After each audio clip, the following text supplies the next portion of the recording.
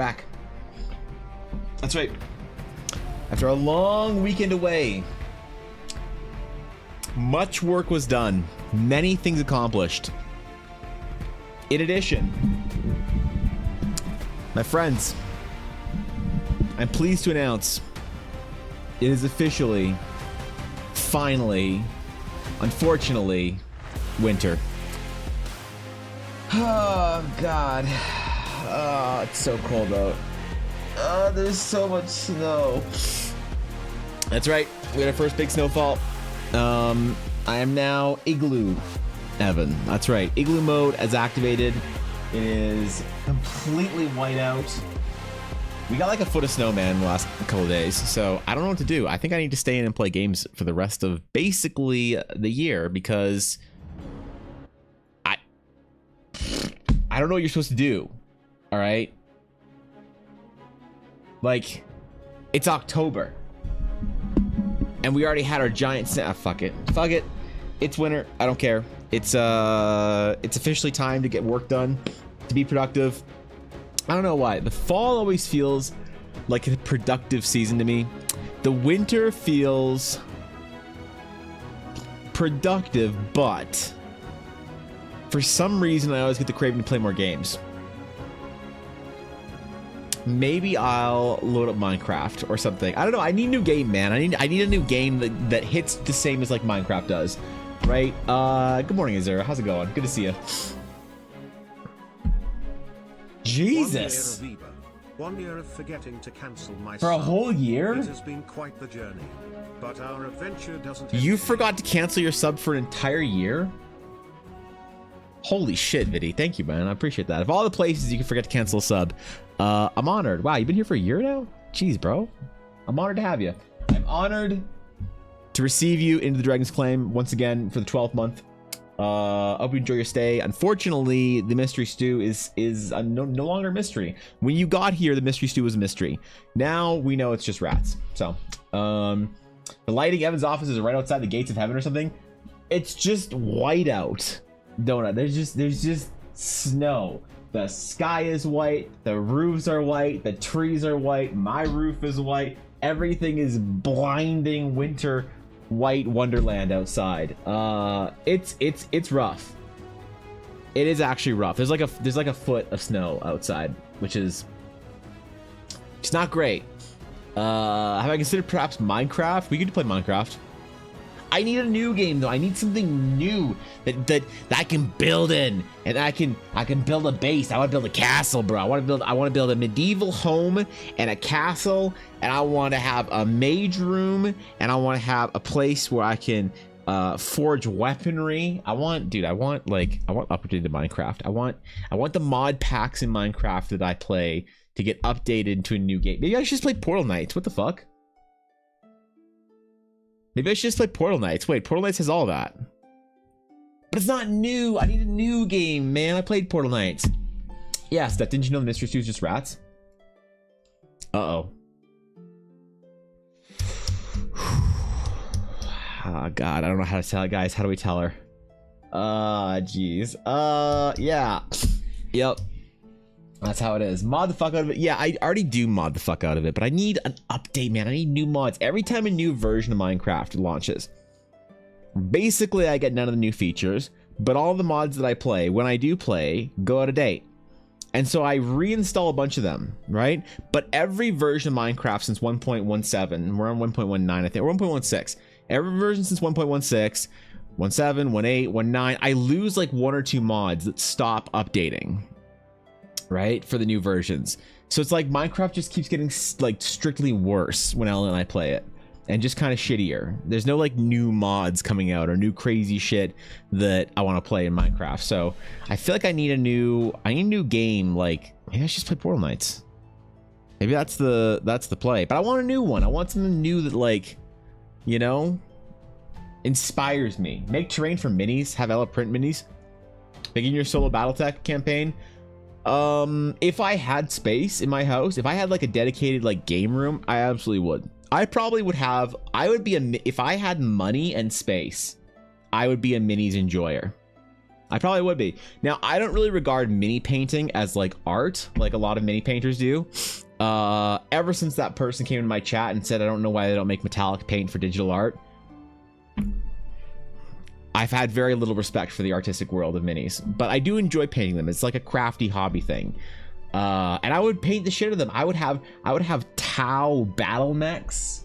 I'd have Space Marine tanks. I'd have fantasy minis like beholders and dragons. Bro, I'd paint dragons. I'd paint Battletech, battle mechs. I'd do all of that shit. I'd have shelves behind glass cases with lighting with all my minis. But where the fuck am I gonna put all that? Pithisha. Where? Alright. Alright, we'll see. Alright. This better be good. This is the first of the week of Daria.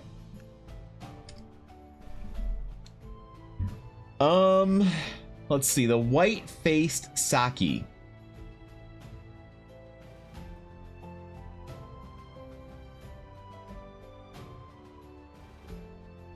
Oops.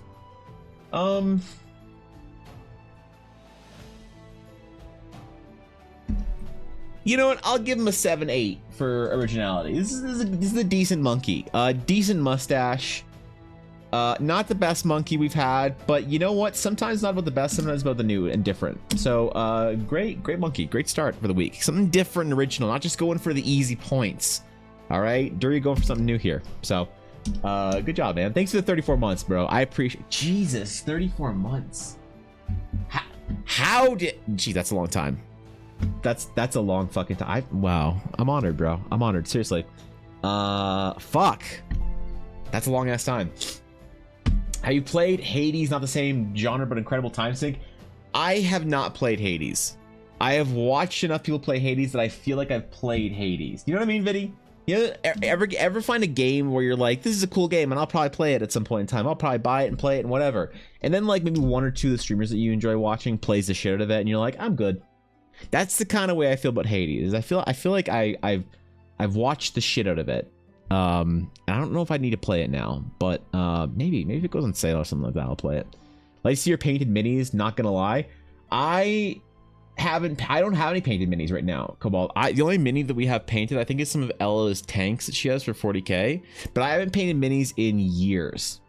Not since I was working at the game store, and then I painted a lot of minis. I have so much Warhammer Forge World that I need to sell on eBay that's unpainted, unassembled, on everything, that like for Tau, that I need to just get rid of, because if I keep it, then I'm gonna want to paint it, and then I'm gonna want to put it up, and I don't have places to my house to put it up. So finally, DFD is out full time. Wait, what's DFD? Even still in alpha. Can't wait to make some maps and play a campaign. What is DFD? I'm intrigued. What's up, Sonya? Good morning. TDS is a touch lower than usual. Is it? Hold on. Let me adjust. Let me adjust everything. Let me adjust my levels. Let me lower that. Let me increase that. All right.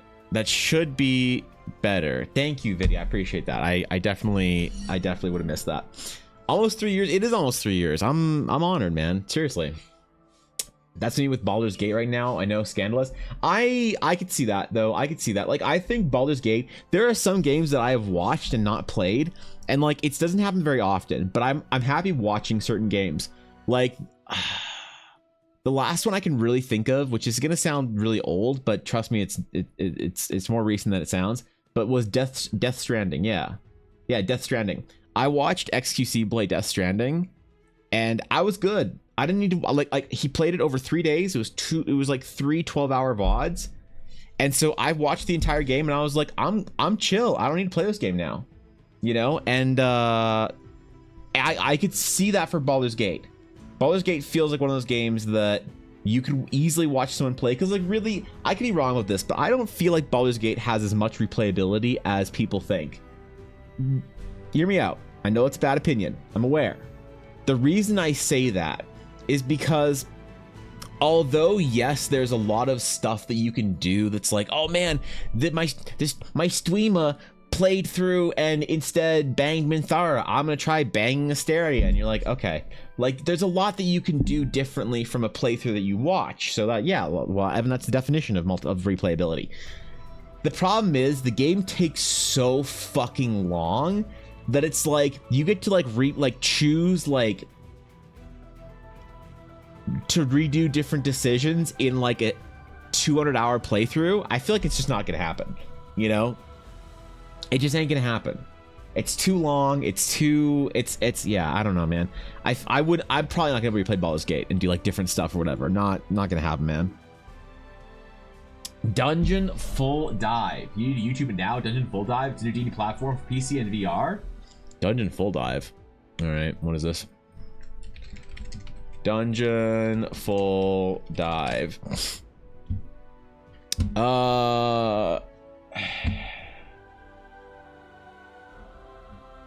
Is this a legit project? Because their YouTube only has 1K subs. And that makes me nervous that this isn't like a real project. Like if this was like a legit project, it would be you'd think the YouTube would be bigger, right? Is there a different channel?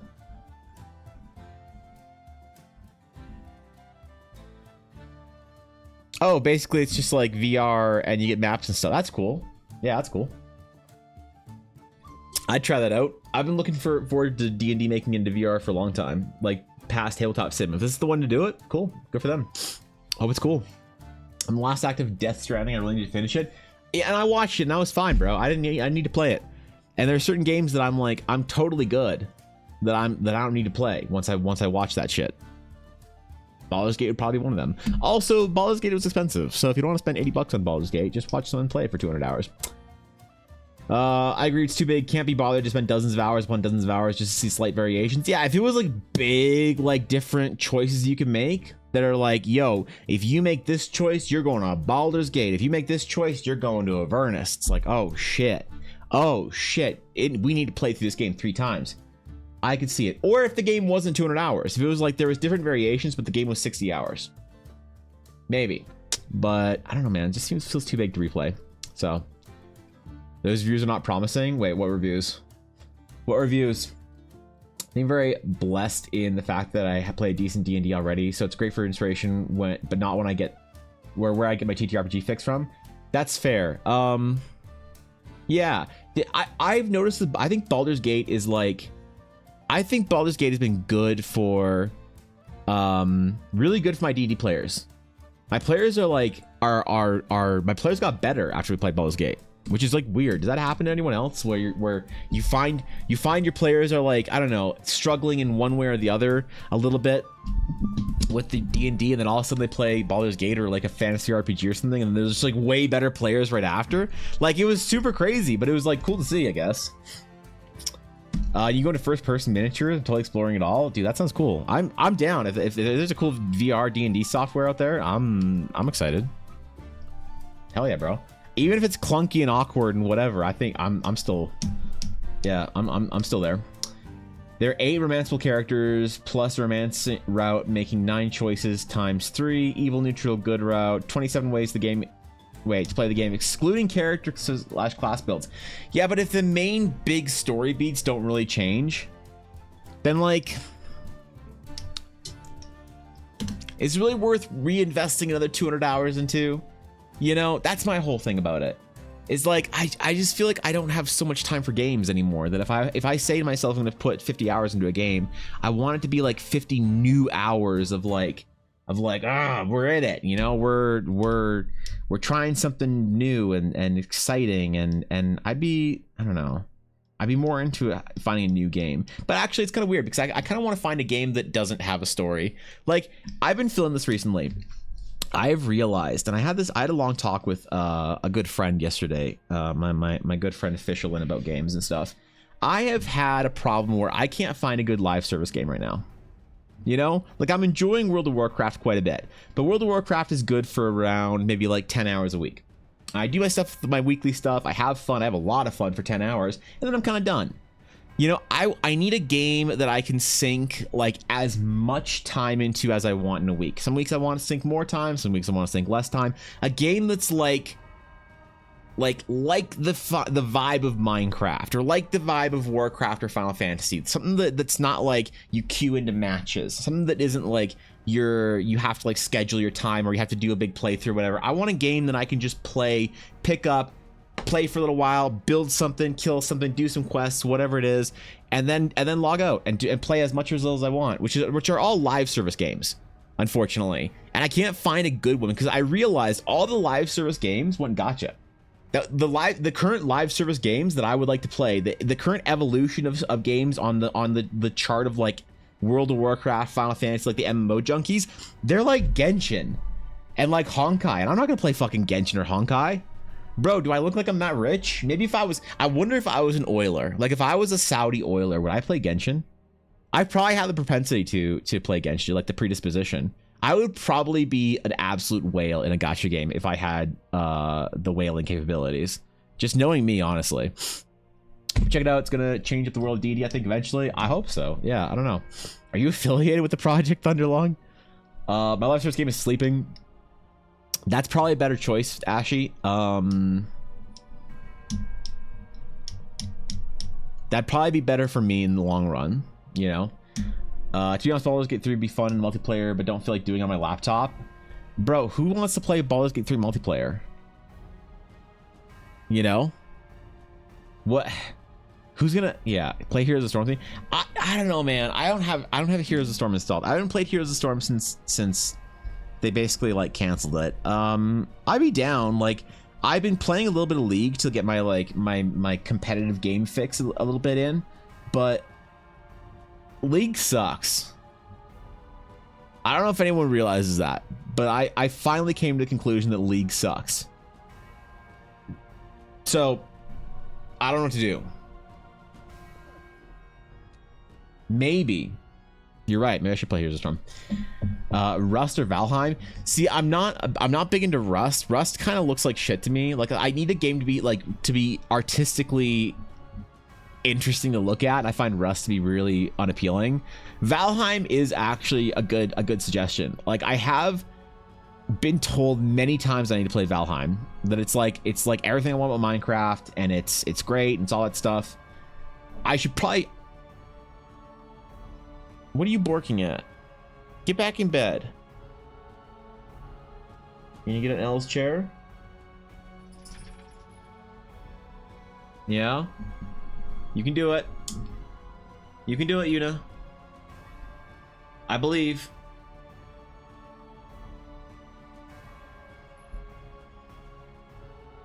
Okay, here. All right. She got there. She got there in the end. All right. Good girl. Ella's pouring right now, so Yuna has to be in here. But yeah, Valheim I've heard is a game that I should play. That it feels like the kind of things you want out of Minecraft, but I don't know. When it came out, it wasn't the right time for me. So maybe I should dive into it this winter. Who plays League for the competition, not the relaxation, doing the same thing over and over again? Oh, well, not me, because I play Aram. So V Rising is a good one. Yeah, I have seen a lot of V Rising. Looks cool. That's a good one too, actually. Yeah. Valheim is good. I need to play it again. They've changed a lot since I last played. Are they still updating it? It's like I want to play to I want to play a game to like look forward to it, you know. And so if they're like updating it, that's cool. But like, I thought Valheim was basically finished and they're done and it's like over or whatever. Valheim's fun, but it's a bit too directionless sometimes. You know, I guess it'd be okay for a couple of hours, like for a 10 or 20 hour playthrough, but like I could see if there's not really much to go do past what 10 hours then, because like what, you kill the bosses and then you play a new campaign or whatever. I don't know how it works. If you want, I'm gonna be resetting my private. Yes. All right, hold on. All right, come here, you little piece of shit. Okay, all right. We need to hold Yuna until Ella is done pouring. Okay. All right. All right. All right. Okay. All right. You good now? Are you good? No more borks? No more yelling? No. No. I don't care what you hear. It's not invaders, it's just Ella. I know you can't go down there and you're very protective. You want to make sure the house is okay. But those banging noises are just Ella being loud. Not invaders, not barbarians, not marauders. Just Ella, okay? Alright. We were saying my privates are assumed because there's been updates. I can just give you info and let you have it. Yeah, I mean, I'd be down. If I did play Valheim, I'd want to play like with some friends or something. So yeah, I'd be down. As someone who's been out of LoL, Aram is now stressful as Summoner's Rift. Is it? I do find the problem with LoL in general that the games are too long. Even Aram can go a little bit long. You know, because like, you know what I don't get about League of Legends? I don't get the like never surrender mentality. Like if you're getting slow rolled by a group and you know that you're gonna lose the game, but you know that it's gonna be a painful process over the next 20 or 30 minutes, I don't get why a lot of people are like, no, I never surrender a game. You're like, dude, let's just go again. It's unranked. Who cares? You know, I could get it if it was like, if it was ranked and you're like, I'm not gonna lose a rank no matter what. It's like, okay, I can kind of respect that. But if you're just like banging a ram, I don't know. I don't know, you know. Gamers are dumb, aren't they? No, stop trying to lick me. You get no lickies. If I put you down, are you gonna bork? I want to put you down. But if you bork, I'll pick you back up, okay? Alright, I see you one off as well. So... okay. You be good. Yeah, alright. Here's your chew. Get your chew. Okay. Alright, you's good. Banging ARAM? Yep, that's what I said. Well, I know we're gonna lose and ask for a surrender vote. If they vote against it for a second time, the surrender vote comes around and I refuse to surrender. Now we all suffer. Yeah, I don't get that, man. I don't know. I'm so willing to just like abandon a bad game and just go again. You know? I'm very okay with that. And since you can't leave in LoL, that sucks. The game can now end with one counter pick and now one incompetent laner. It's not anyone's fault, but can you please end this game? Yeah, you know, it's rough. So I also dodge if we have a really bad team comp in ARAM. I'll dodge a game, and apparently I dodged so much that I got a 24-hour like queue ban. Or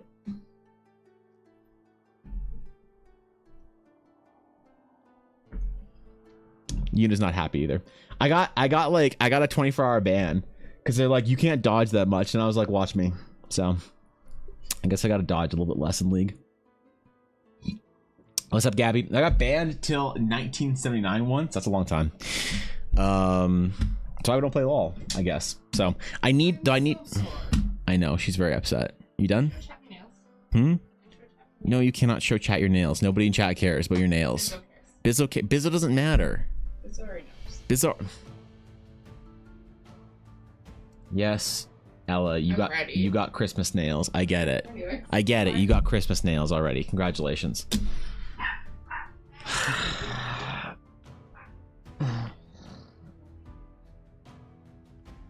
Okay. All right.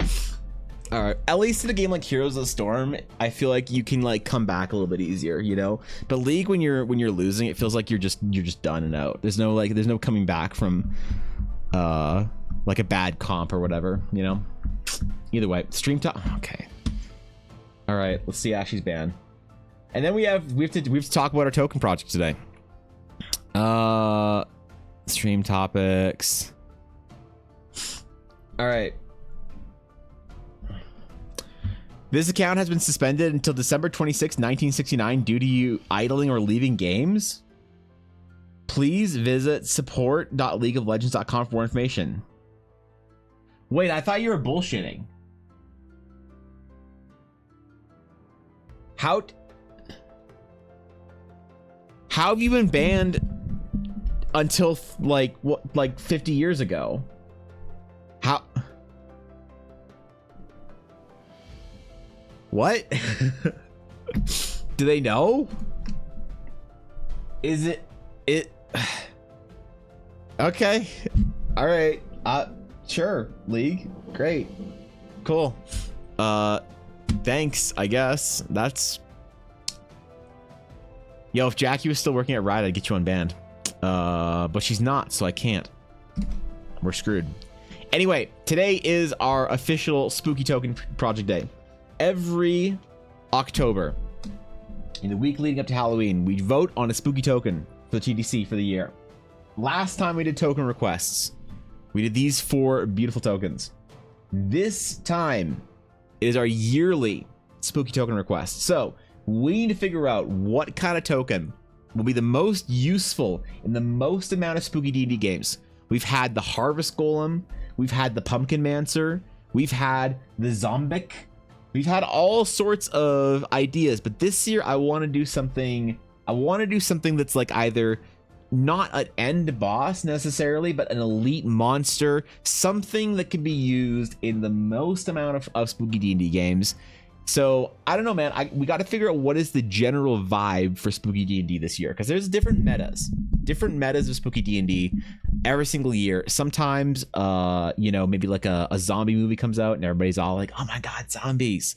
Sometimes a game comes out and everyone's like, "Oh my god, I've seen so many of this game recently. I need a token to represent my Spooky D&D that I want to run through this game." Maybe Baldur's Gate is inspiring Spooky D&D this year. So a hag, Ethel kind of hag. Do you think Baldur's Gate is inspiring enough people to make a Spooky D&D game that they want to play with a hag?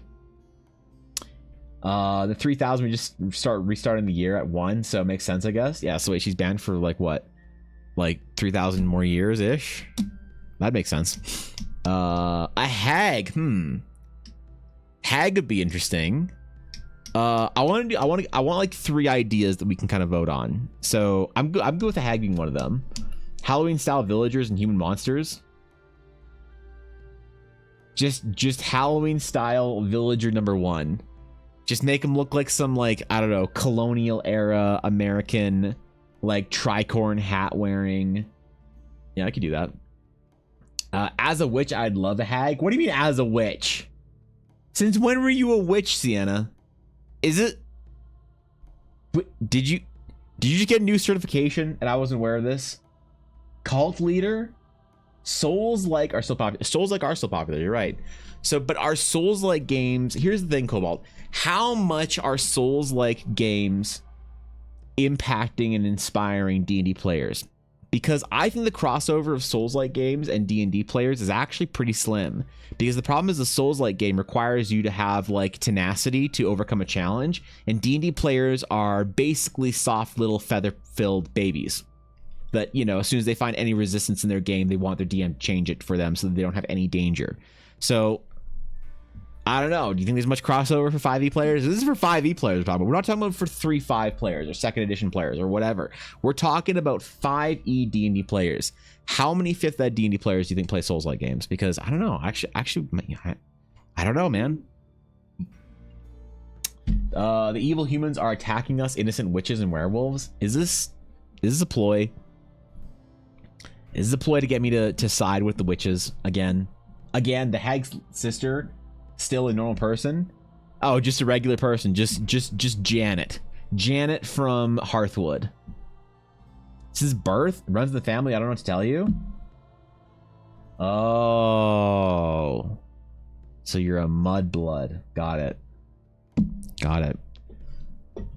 You could have just said so. Wait, is that that's an insult, right? Or is it Muggle or Mudblood? I don't remember. Dark Souls has a TTRPG that failed horribly because it was more cash grab than well thought out. Would anyone have played it though, I wonder? So what is our Souls-like concept here that we could add in? What is the quintessential, if you say Dark Souls boss, what do people think of? Because I think of something kind of grotesque with a giant sword, but I don't exactly know what. I don't know how specifically it would, you know.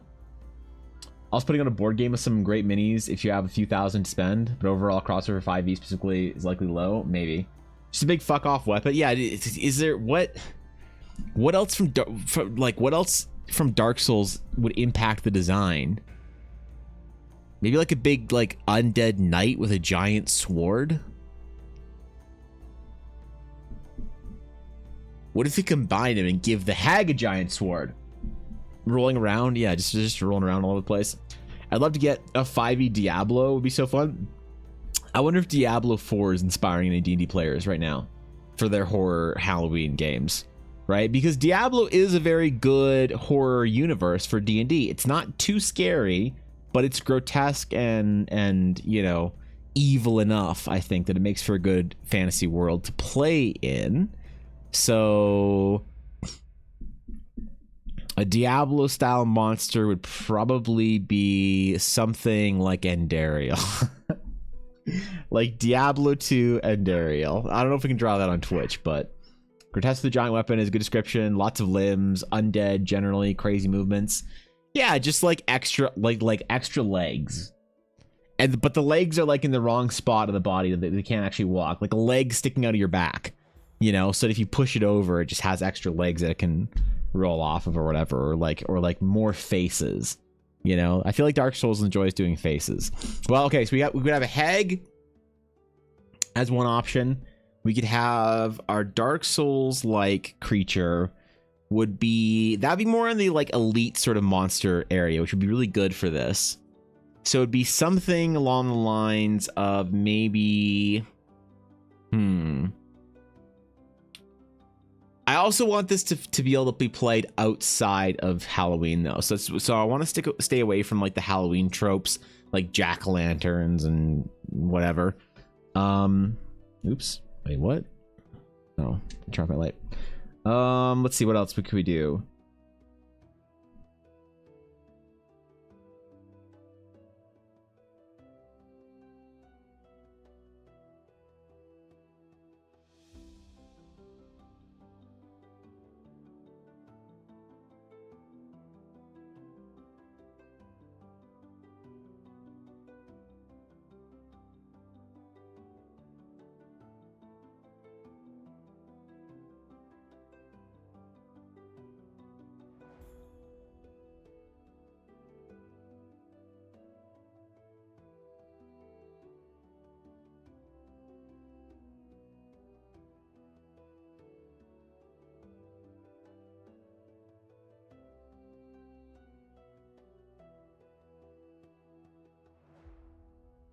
Oh shit, I'm muted. Oh, whoops. I accidentally hit my light button and I hit my mute button.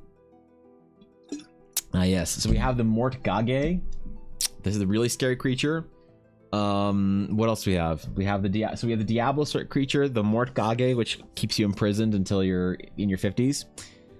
Diablo crossover books for 2nd edition D&D. There are actually, yeah. What else? What else? We were Dark Souls. Cringe, the scariest of costumes. Wait, just cringe in general? Or the Mortgage? Okay, yeah, so I want to stay away from like the typical Halloween stuff, like jack-o'-lanterns and shit like that. So, and I'm not just drawing a mortgage. What else can we add into this? Let's see. The hag's a cool idea. The Dark Souls like monster is a cool idea. The mimic. I mean, how would I draw a mimic? How would you make a mimic scary?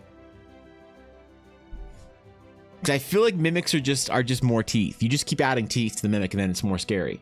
More mimic, more teeth, more scary, right? You get a monster that's like Naruto, Goku, Uchiha Hokage, Dark Magician, Zenpachi, Zenpacto, Goth Edgelord, McTeenager. I don't want to directly attack anyone's MySpace account, so I don't want to do that, Ashy. You know, I don't want to make anyone feel outed. Right? Google Dark Souls Mimic. Okay, hold on. Dark Souls Mimic. Do the scariest creature of all, Ashy, the Marincess. Why does Dark Souls need to give the Mimic legs? What do you mean, man? What? Really? This is what you want? The scariest thing I think of? Yeah, it's just, you're not wrong though. Who the fuck gave the Mimic legs? What does it even need legs for? And why is its tongue so veiny and dirty?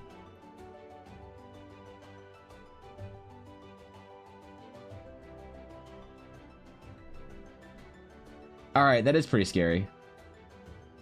Mimic, not a Mimic. So if the chain is coming towards you, it's a Mimic. Don't touch it. If the chain's curled away, you can touch it. That's the rule? Dark Souls is a silly game, man. Dude. Okay, I started watching a lore video for Dark Souls. Oh my god. Because a lot of people have told me that the lore in Dark Souls is really great. So I started watching lore video for Dark Souls. It's a 3-hour long video. And the guy's speaking pretty fast. I don't know if I can do this. Do you scary mimic and stream topics? All right. Yes, the toilet mimic. That is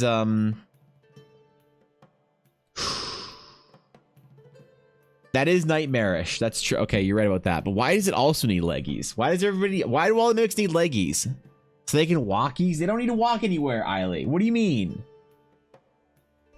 Not just any legs, the best of legs. Abominations, yeah, I can do general abomination. The legs are to football punting you right in the jaw. It's one of their attacks in Dark Souls, really. Dude, don't forget, I've never played Dark Souls. I played Demon's Souls, and I did not particularly enjoy it. And so I haven't played any of the Souls-like. I haven't played Bloodborne. I haven't played Code Vein. I haven't played Lies of P. I haven't played shit. I don't enjoy that style of game. So I'm completely out here. The outhouse mimic is the greatest fear. The outhouse mimic. Now that's terror. I suppose if we vote for mimic and mimic wins, we have to then do a sub vote of what kind of mimic. That is a good point. I feel like we do a lot in treasure chest mimic. Wait, what? A bonfire mimic? Wait, is this a thing in Dark Souls? Because a bonfire is a save point, right? The bonfires are save points, if I'm not mistaken. Can you actually have a bonfire mimic? What's going on, Israel? Good to see you. They need to chase you. They don't need to chase you. A mattress mimic? The indestructible Nokia mimic? It isn't real? Okay, all right. It's just some shitty fan art by some shitty artist wanting to be a shitty fan. A ladder mimic? A tree mimic. Sorry, a corpse mimic. What else is there? A barrel mimic? Is this actually a thing? What other kind of mimics are there on this shitty art thread?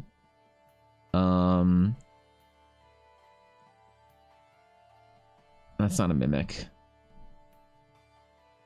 I think we're out of Dark Souls mimics here. All right, we could do a mimic. Mimic would be kind of cool, actually. Mimic would be maybe the most useful creature outside of like just general Halloween stuff. I had a barrel mimic in my D&D game. Potion mimic? No, stop. You just try and drink it, and as you like are pouring the potion down your throat, you see like eyes beginning to appear in the glass bottle, and you know you're fucked. No, that's not. No, stop. It's been ages. How are you? I'm good. I'm chilling, dude. How you been? We're just been relaxing, bro. What about Mimic Spider? You'd think it's a Dark Souls Mimic with more limbs keep coming. No, we're not doing infinite limbs, and they're not gonna be all like left feet. Like a Dark Souls boss or whatever with a giant sword. All right. Screw the hag idea. We won't even vote on that. Screw all that shit. We'll do a mimic, okay? What the fuck is this? What?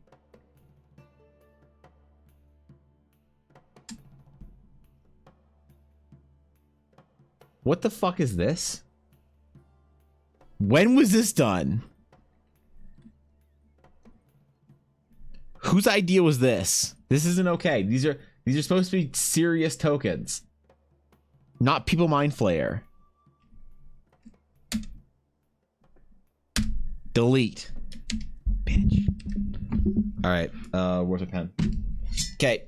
Mimic ideas. So. All right. Mimic ideas. So we have many left feet. Mimic.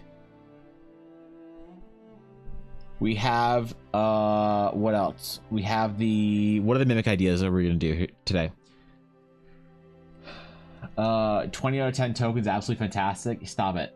The minis from Etsy I ordered just got here all the way from Romania. What kind of minis did you get? That's pretty cool. Fun fact, in Dark Souls 3, you can have a Mimic's... Wait, use Mimic's head as a hat. It drains your health, but it gives you more power. Wait, really? Is Dark Souls 3 the one everyone hates, or is that Dark Souls 2? I don't remember. I remember there's one game that I was told to avoid like the absolute fucking plague if I decide to go down the Dark Souls path. Which apparently I'm not allowed to play Elden Ring first. Apparently everyone says, oh shit, you have to play Dark Souls 1 through 3, Evan. You have to play all the Dark Souls games. Then you have to play Bloodborne. Then you have to play Lies of P. Then you have to play Sekiro. Then, and only then, can you play and enjoy Elden Ring. Fucking, that's exhausting, man. I'm not doing all that. Best idea Bizzo had all month. It's gonna be one of your tattoos. Stop. No eyes, lots of teeth. The hat mimic. There's a Dark Souls 2. Is it Dark Souls 2 or the one? Also, hello from Brazil. Yeah, what's up, dude? Good to see you. 75mm Ogre King, a 40mm Minotaur, and a 30mm Witch. That's pretty cool. Yeah, I'm down with that. It's good shit. Like, I would paint the shit out of minis if I had the space. The opening of whatever items is the thing that turns you into the mimic mouth. So what? Okay, so we have the many left feet mimic.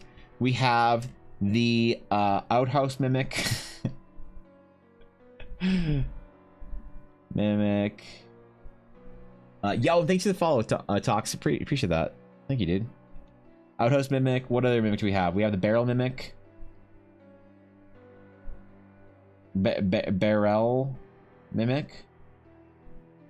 This one with the K. The barrel mimic. What are the mimics we have? The oh, the tentamimic.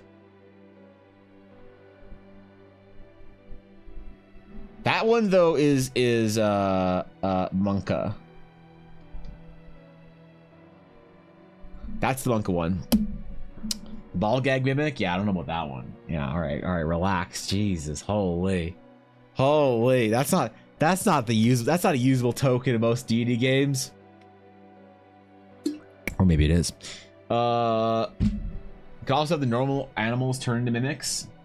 The weapon mimic. No, how would you have a weapon mimic? Explain to me the anatomy of a weapon mimic, Blaze, because I'm not convinced here.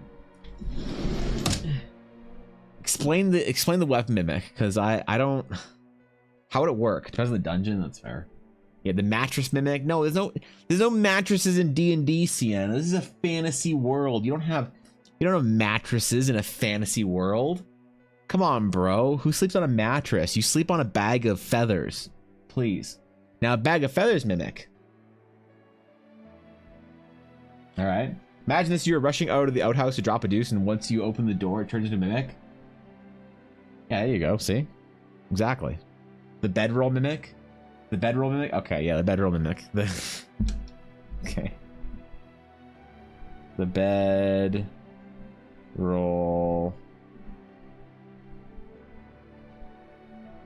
mimic. There you go. There you go. New WoW cinematic just dropped. It's pretty cool. Also 6 view. Wait, what?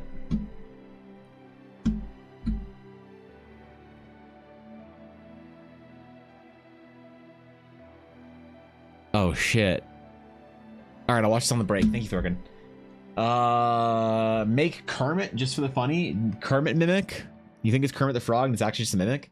Really cool looking weapon mimic. People will pick it up and it bites your hand. Yeah, I get. Where does its mouth come from though? You think it's a magic item, you attune to it and randomly springs to life, spouting all sorts of legs and teeth to kill you?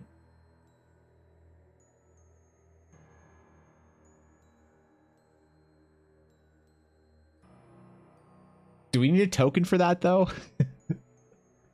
This has to be a token, all right? This has to be like, we have our many left feet mimic. So what would that look like? We'd have like, we'd have all sorts of feet coming out of it.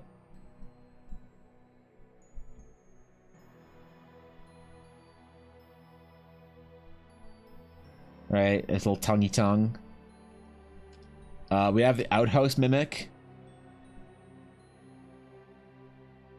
Wait, where would the...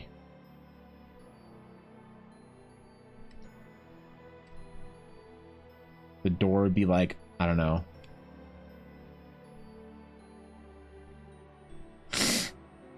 There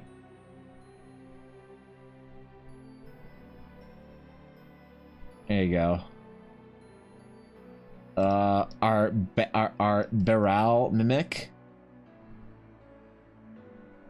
It would just be pieces of barrels with teeth in it all over.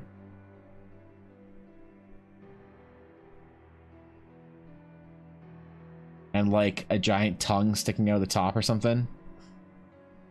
Our tentamimic.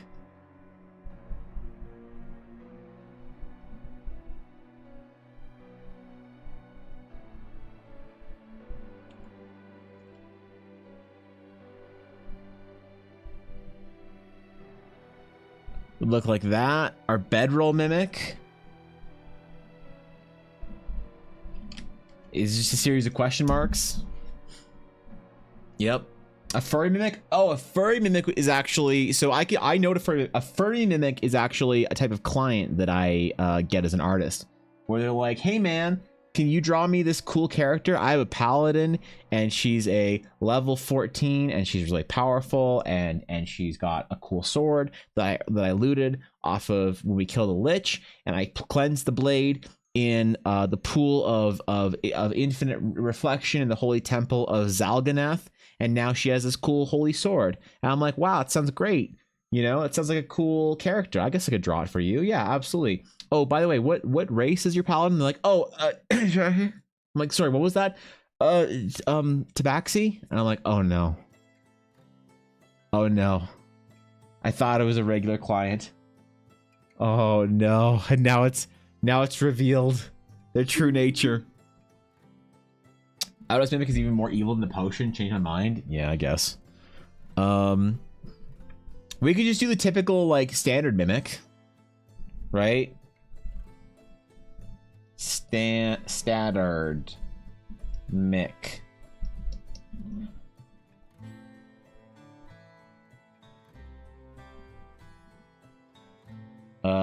Which would be like a chest, and it would have like a big like angry eyebrows and like some feet and like a big beefy arm sticking out of the back and like some wings and jagged teeth, and it could burninate the countryside, burninate the peasants. These are our current ideas right now, right? A gold pile mimic. How the fuck would I draw a gold pile?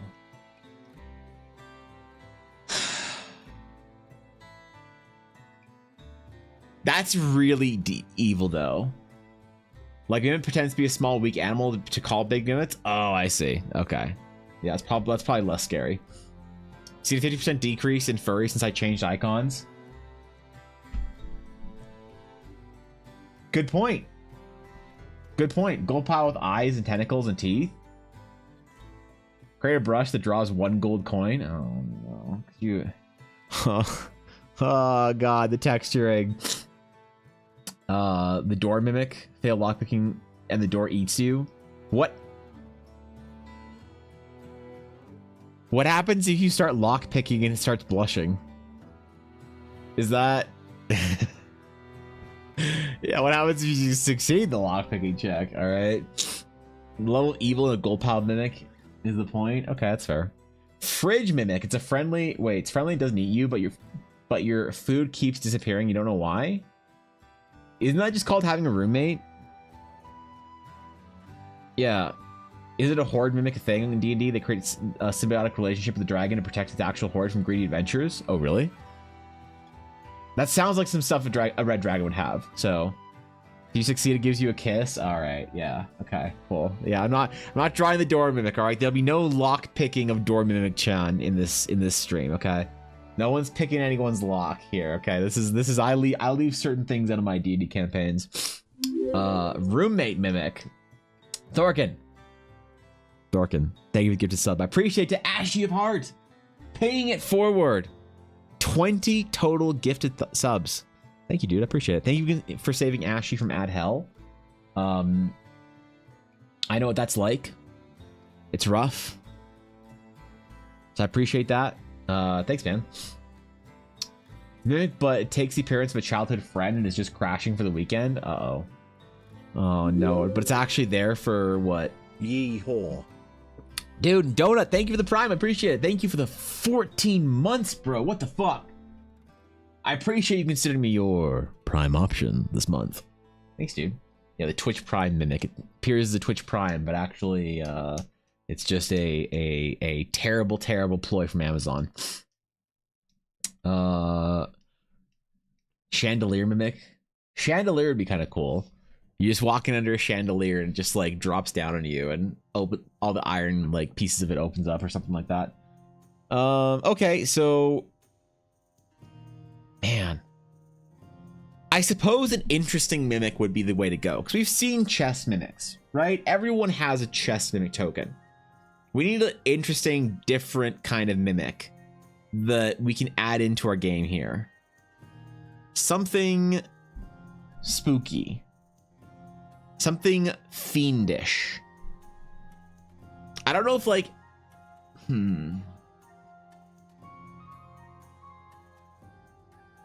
what are things that you might see in an environment in your D&D maps that you normally have that you wouldn't consider it being weird? So like imagine, I don't think it's a good idea, but like a campfire. Right? If your DM has a map and there's a campfire on it, you're like, oh, it's a campfire. Who cares? But actually, it's a mimic, something like that. Like I want something that we could put on a general use map that can be and suddenly mimic. You know, Nightmare mimic. It could be transform into your biggest fear. Careful for love. Careful for love. Careful for love. Holy shit. McBluff for the 34 months, dude. McBluff, you and Dory got some long subs today. I appreciate that. Thanks, dude. How you been, McBluff? Thank you for the 34 months. Almost 3 whole years of forgetting to cancel your sub. That's a long time to forget to cancel a sub. So, yeah, thank you, McBluff. I appreciate that. Seriously, dude. Damn, bro. Oven, a book, a scarecrow, a portal. A portal would be cool.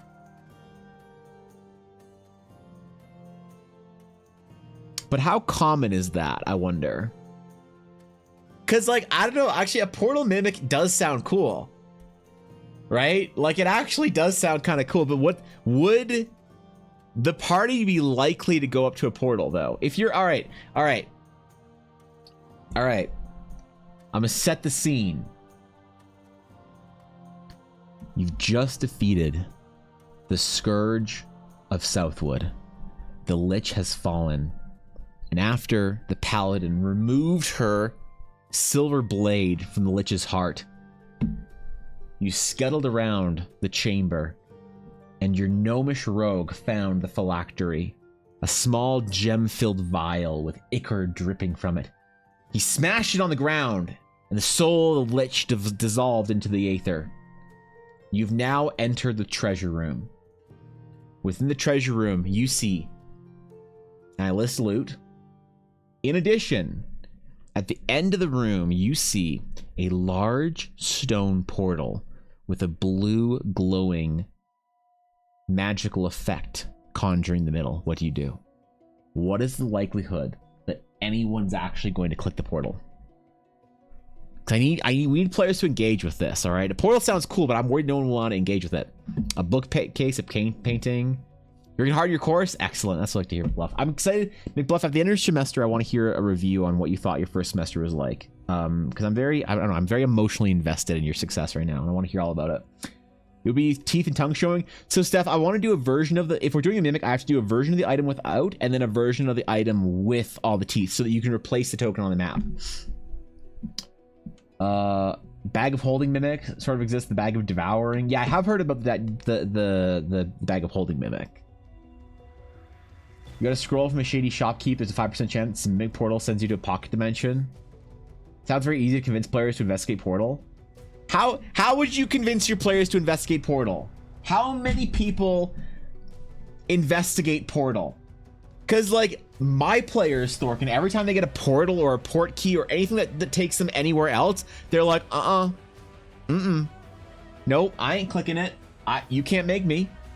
I'm not gonna. No, I'm out. And I'm like, really? And they're like, nope. I don't want anything to do with this. I don't want to be ported some far reach place in the Underdark. I don't want to be ported into the sky only to fall to my death. Like, my players don't trust me enough to click a portal. You tell them to click it? Okay, that's fair. You're right. Compelling ideas out the window. You just tell them to click it. That's fair, I guess. You just tell them to click the portal. A hot woman appears before and says to save her. So you just get Leia with Leia Organa. Just a pretty princess appears, telling you to save her, that you're her only hope. It turns out to be a mimic. Your players refuse to be sent to a secondary location. Yep, mine do. All right, boobas. I'm not drawing. I am not Sonia. I am not drawing a portal with booba just coming. Look, it would. Oh God. Look, I suppose I can be convinced. Cause like, what would that even? All right, so like, I'm thinking like stone portal, stone portal, and you got the steps or whatever, and then the mimic version has like, a tongue and like tentacles and like eyes everywhere. You're telling me that you just want me to draw like a portal?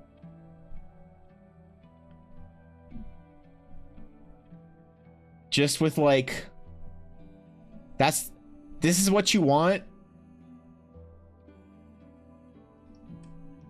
And just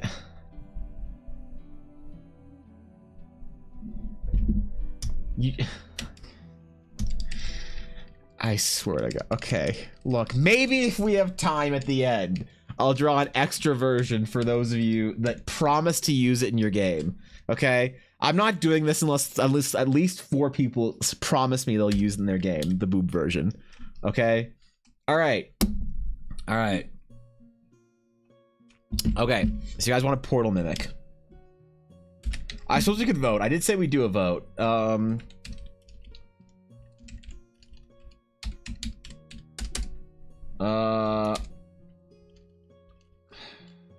What is that? /poll? All right, let's do a poll. What kind of mimic? Portal, not portal. Okay. All right. I said there'd be a vote. This is gonna be a democratic stream. I didn't say that the vote would be a good vote, but I did say that we would get to vote on it. So no one can say that I'm not a democratically elected senator in my own channel.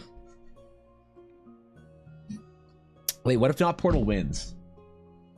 The alternative for not portal is not booba, okay? Portal is is the prerequisite to win to have booba version of mimic appear, okay? Just so everybody knows. Charged with reckless abandon, yup. Yep. Dagman mimic shop of sorts. It was mimicking a small shop wagon that was working with the mischievous merchant who hated our party's guts. What did you do to piss him off? Works 100% of the time, 80% of the time. Yep, Thorkin knows. Good to see you, Rag. What if it's a tie? If it's a tie, what do we do if it's a tie? If the vote is a tie, I end stream and play games for the rest of the day.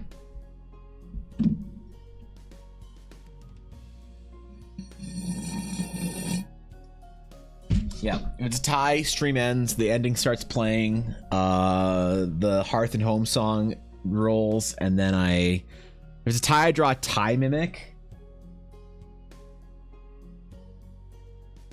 No, stop. Stop.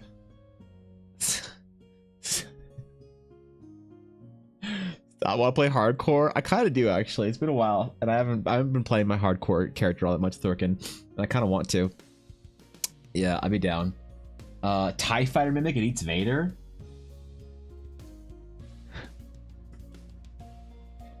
What is this Eldritch floating necktie? Come on, man. Finish your art today, but as it's slightly spicy, provocate. If safe to post in Discord.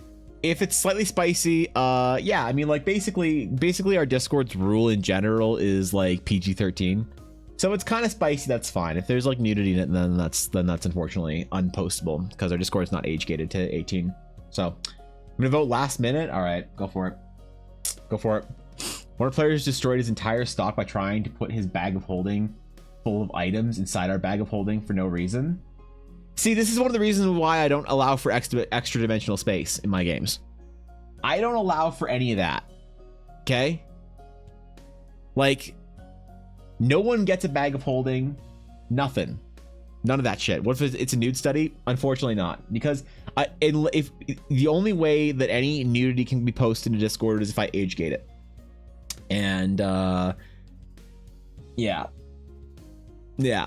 Not happening, unfortunately. It'd be too much of a mess. I mean, like, maybe I will in the future, but no portal. You guys want not portal. So we're not drawing a portal mimic. All right, what kind of mimic are we drawing then? All right, what kind of portal are we drawing? Or not? What kind of a not? You missed the vote? What do you mean you missed the vote? I would have voted for portal. So it's a tie for portal. Portal and not portal are a tie then. So portal and not portal.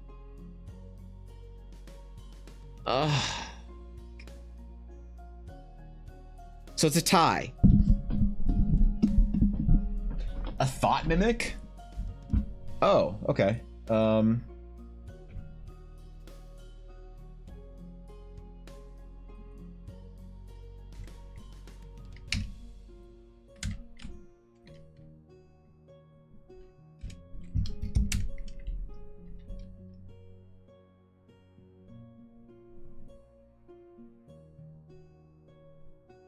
Okay, there you go.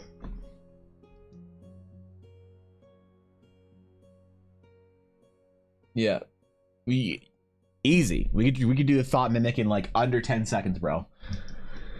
I age gated everything because I don't want children anywhere near me. Unfortunately, I have many youngsters in their pre-art school era that look up to me as the foremost expert on art in their life, and without allowing younger members into the guild, I would have missed out on seeing the growth of some of our most dedicated artists. And here's the thing: if any of the adult artists actually put in the half of the effort and energy that the kids do in the guild, Sienna, I would be fine with it. But unfortunately, the kids in the guild outwork every single adult, and it's embarrassing. So I can't, you know, out our greatest artists. So how do I vote specifically to prevent ties?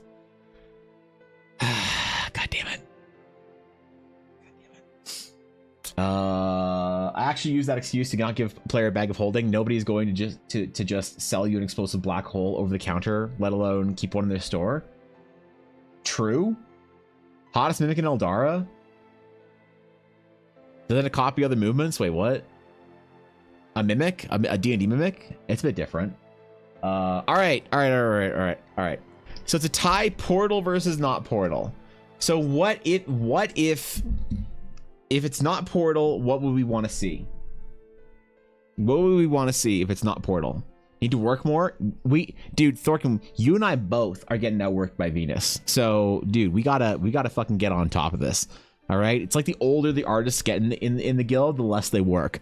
You work more than me. Venus works more than you. I don't know, man. It's just rough. A super common item, book or door, is still my favorite. I don't think the door would work because the door, I don't know if it could be used as a token on a map that easily. Yeah. A book. What other items would you see on the ground in a D&D game? Because, like, I don't know if a gold pile would, like, how would I even draw that? There's, like, a lot of gold pile tokens out there already.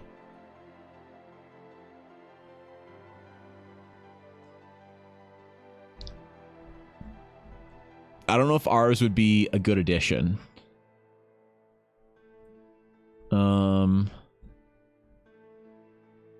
Yeah, I don't know, man.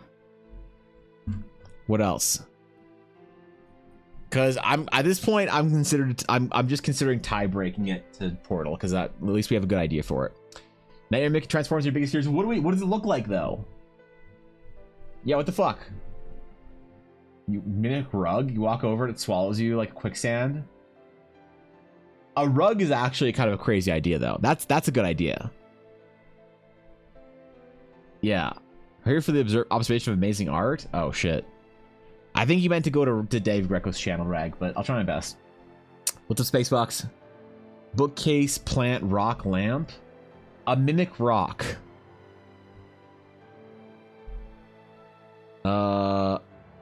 Isn't that just smothering rug though? No, because this one has teeth and eyes and shit.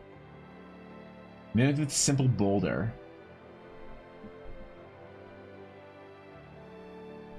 So you want me to paint a rock?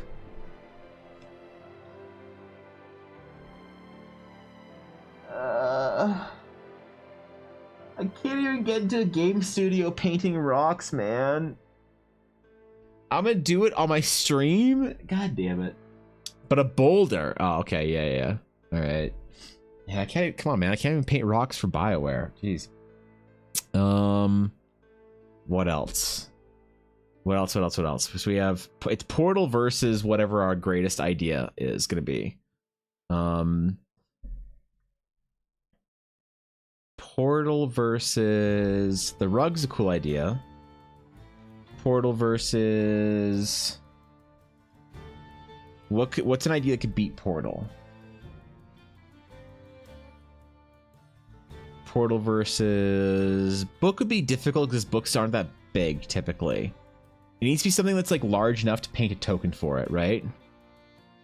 Coat hanger mimic, Wendigo. Wendigos are cool.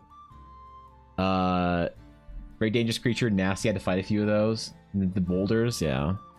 And the boulders start growing tentacles, man. Dude, the dwarven miners really unhappy about that.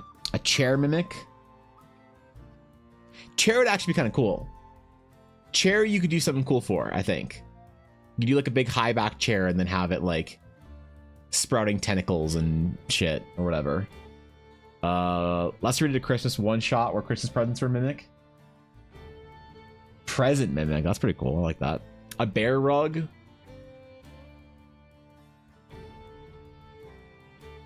Bear rug, regular rug, boxes. God, it needs to be big enough. So like a chair would have to be like a big chair. Are there coat hangers in fantasy worlds? I forget. Mining cart would be kind of cool actually. That's a good one. Yo, Yukihana, thank you for the follow. I appreciate it. Welcome, Yukihana. Missing children quest? No, stop. Oh no, Sienna, stop. I don't want to see the end of this quest. Oh god, this is like a Dark Souls playthrough except worse. Yes, this is a General Kenobi meme favoring stream, Yukihana. In fact, prequel memes are the entire reason for my existence. So I appreciate you. I deeply appreciate you. You sip the beer and it bites your mouth? What's the beer in the mug? If the mug is the mimic, then what is it just throwing up beer into you? Ugh. I kind of like it though. Mining cart with 6 legs and booba. Why does it have to have booba? What? Why is that the... Okay.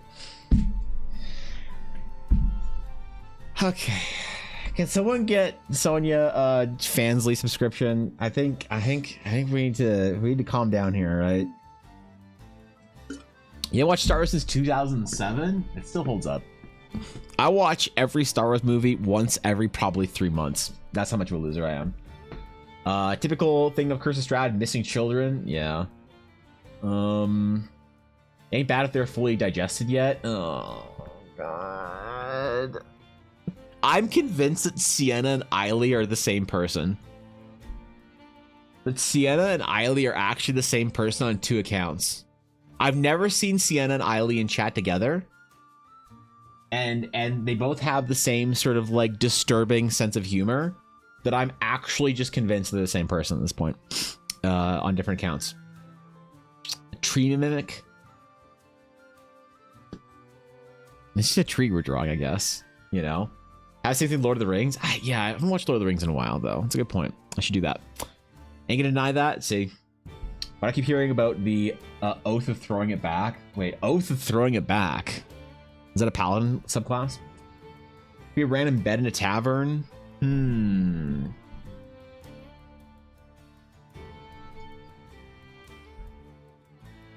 A bed mimic does sound horrific. It just gets up and grows teeth and starts attacking you. Like, but don't forget, we have to draw this token, whatever it is. We have to draw this mimic token as the item as well. So the problem is that we just have to draw a bed then. At that point, a tent mimic? No, stop. You want me to draw a tent mimic? How the fuck does a tent mimic even work? Come on, man. You said we couldn't do that because the mattress mimics don't exist? Yeah, it's true. Mattresses don't exist. A bed can exist though, because you can have a bag full of feathers, you know, in ye old fantasy world. All right, without modern plumbing or anthrax. You know, like every good medieval world. A tent would actually be kind of cool though, because you come across like a campsite, you know, and you'd be like, oh shit, it's a campsite. What do we do? Oh, let's check inside the tent. Oh, wait. The tent is actually a horrific creature. Ring mimic. Yeah. Oh, ooh, that's terrifying. Just snaps your finger right off. While you're sleeping in the tent, it eats you. Okay. The project is to draw something that people are actually going to use. What is the likelihood that anyone's going to use the tent mimic? All right, we need the DMs here to be honest about this. Likelihood of tent mimic, I think it's pretty low, to be honest. You know, needs to be a feather bed or wait, feather-free bed, or else the mimic might sneeze and spoil its cover. That's true, actually. You're right. Can't be a downfilled mimic. It's a ring and teeth and stuff. It could come from the inside edge of the ring. Yeah, that's what I'm saying. It just bites your finger. Oh, that's terrifying, dude. I don't want to put a ring mimic on. Cart mimic. Carts can be anywhere and everywhere. So you want a mine cart mimic? You really out here asking me to draw a fucking mine cart? How many DMs in here, show of hands, will use a mine cart mimic in their game? Because I think it's basically no one. All right. You ever said mine? What kind of cart then? Just a regular cart? Just a regular cart mimic. Plain old cart. Oh god. Necklace mimic is actually worse than ring mimic. Your description of coming across 10 is better. Horses and stuff. I'm just drawing a cart. I don't want to just draw a plain old cart. Guys, I don't think we're having any better ideas than the portal. I think the portal is unfortunately winning at this point. I'm giving the other side a real shot here. And I think Portal is really winning over these ideas, you know? What about Sleeping Bag Mimic? You'll buy it from the shop for your long journey, and when you sleep inside of it, it has teeth and it bites you in half? What if it doesn't have teeth, but what if it's a nice mimic? Like, no one ever talks about nice mimics. What if you get inside the sleeping bag and it just gives you a little squeeze, just gives you a little hug, you know? You just get in there, you get inside your tent, your sleeping bag, and your sleeping bag grows some arms, and you're like, oh my god, oh, it's a mimic, it's got arms, it's gonna strangle me, it's gonna kill me, what are these arms gonna do? And they just give you a little, you know, they just wrap around you, and you just, you know, you just cuddle up. Like, what if it's like a bag of hugging? All right, what about bag of hugging? What about your idea? The nightmare? I don't know what to draw for that. In my defense, I know nothing about D&D. That makes it better, Yukiana. That makes it even better. All right. Yeah. Here's the thing, Yukiana. The best ideas for D&D come from a little understanding of the D&D meta. Because the problem is when you know too much about D&D, then all you do is you reference D&D ideas, and it becomes boring. So, a doll mimic, it looks like a doll, but it's alive and gets a knife and murders the party.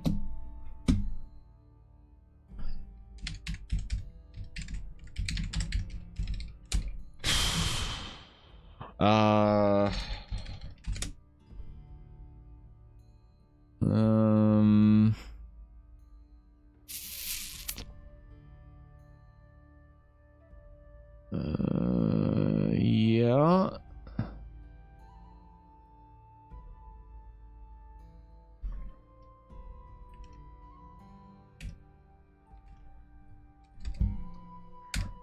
So you want, so this is what you want then.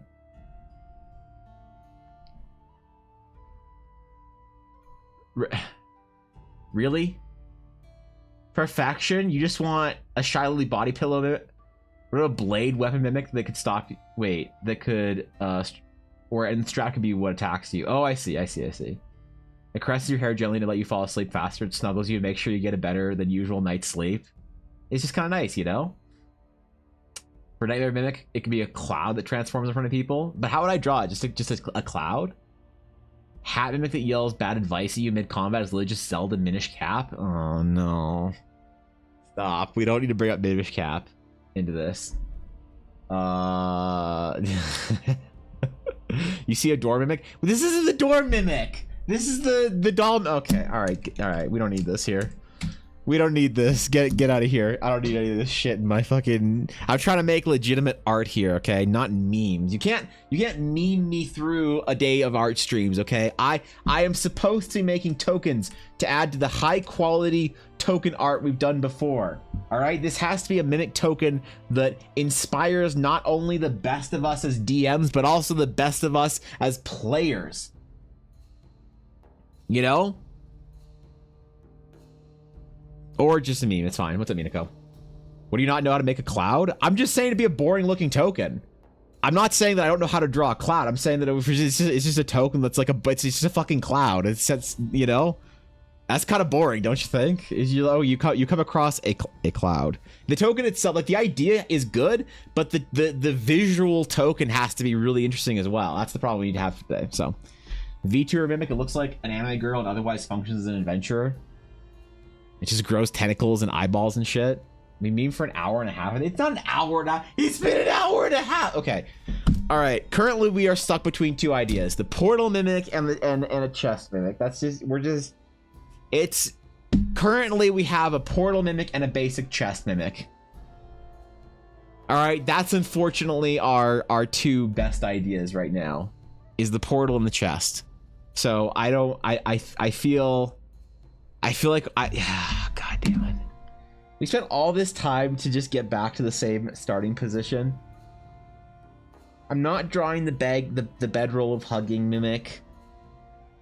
We can't do the cart, because we're not just gonna draw a fucking cart.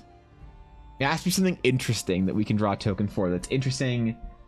You know, the chest mimic. You mean to say no? Damn it, Sonia. Focus. We're trying to think of D&D ideas here, all right? Holy shit. God damn, man. All right. All right. All right. All right. All right. Okay, we'll do the portal then. We'll do the portal. So, we'll draw a portal. We'll draw a portal. A locket? How are we going to draw a locket token? That's going to be like, if this is our average token, our mimic locket token is going to be like this big.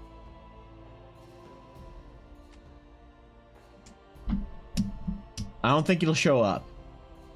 It has to be a certain size, I think. It has to be like a usable token here. You still got Portal Booba?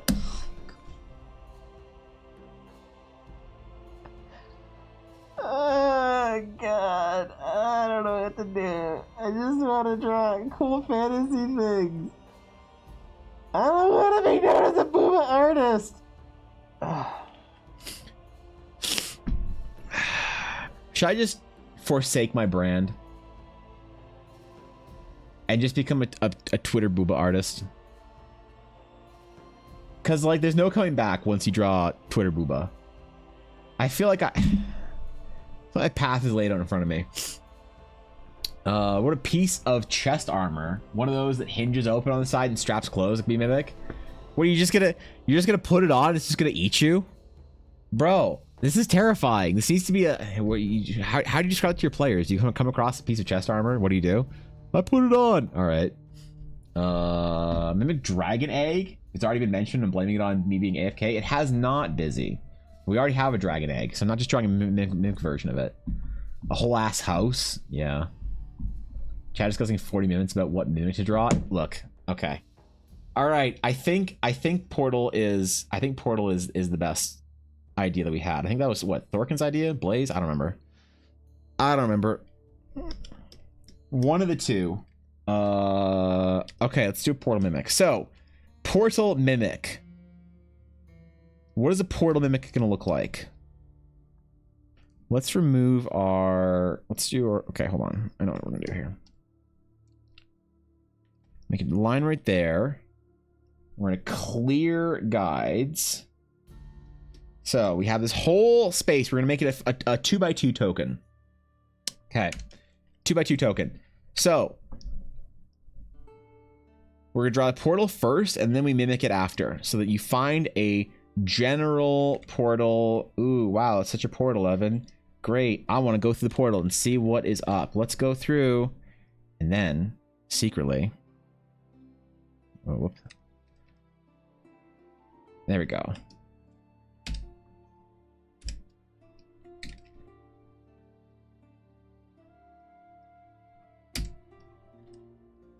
Okay, River Layer is good.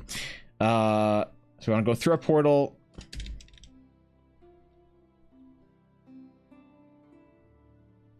So we'll do a bunch of different stones.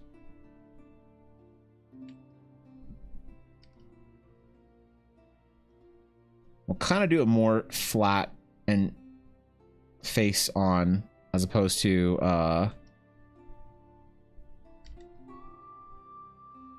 top down, because I don't know, it just looked better, I think, as a token. So actually we'll squish it a little bit. Sure. So we can kind of see the top of it as well.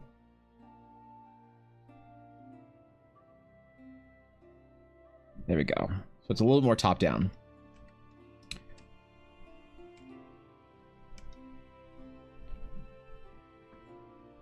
And we'll make it a bunch of different stones. And somebody's gonna make a Stargate reference. That's okay. So we'll draw the portal out first, and then we'll mimic it after. And then maybe draw the booba. If we can keep it calm until then, okay? Thanks to the poll failing, we don't get the booba version of the portal mimic. True. Nether portal from Minecraft. Just make it purple. Are you missing streams Friday? I'm at Comic-Con. Oh, shit. Enjoy yourself, Minako. This Friday stream is going to be a banger. Honestly, this Friday is going to be the requests stream, the spooky version that we do every year. That also has the extra bonus of prints of your sketches. So, sorry you have to miss this one, but I hope Comic-Con's a good time.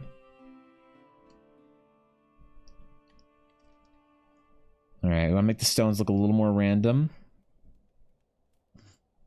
Be a little rough around the edges, that's okay.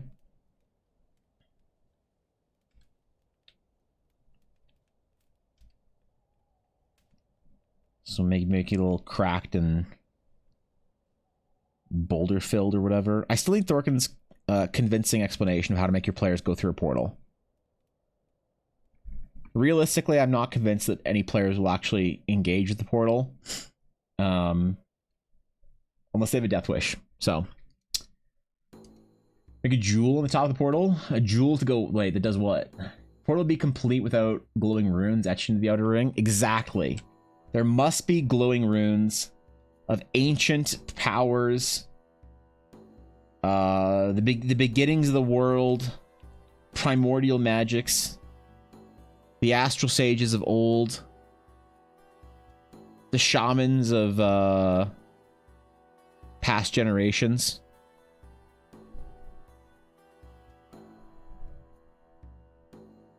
Oh yeah, you're absolutely right. We need our glowing runes.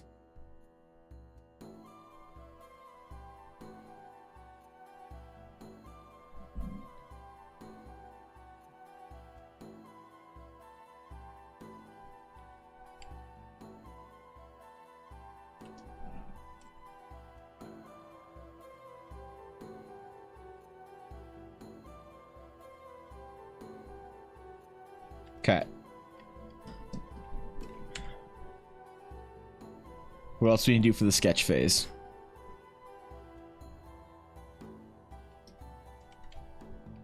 Let's see. Maybe break it apart a little bit.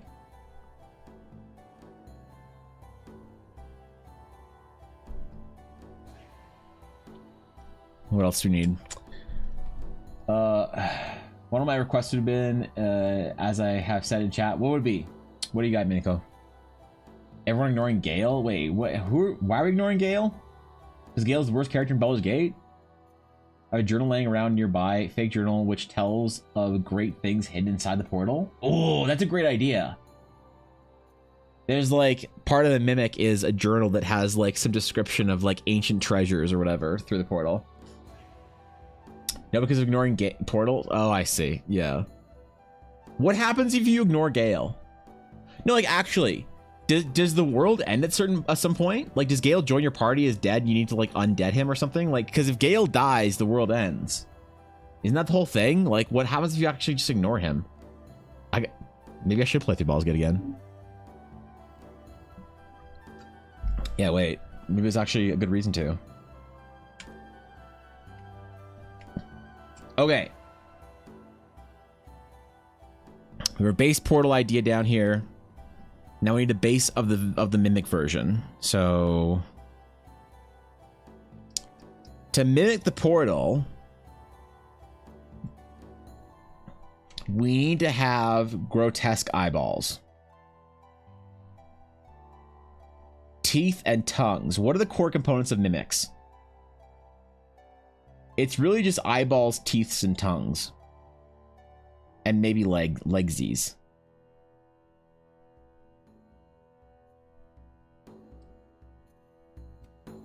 I think that's like the most important core component to mimics.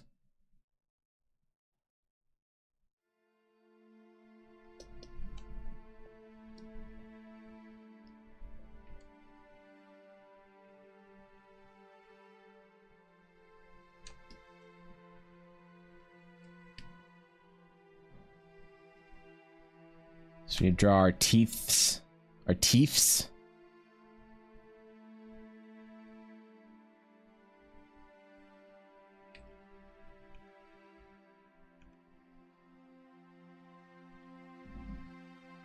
All right. And then a giant slathering tongue coming out of the portal.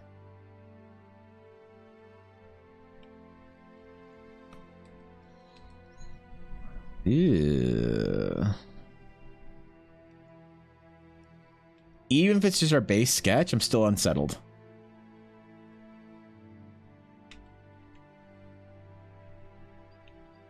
I'm still rather bothered by it.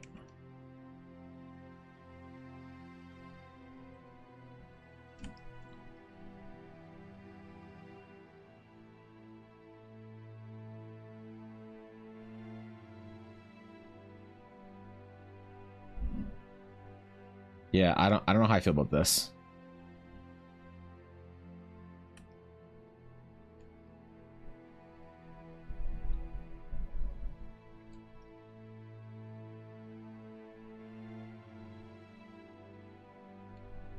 Okay.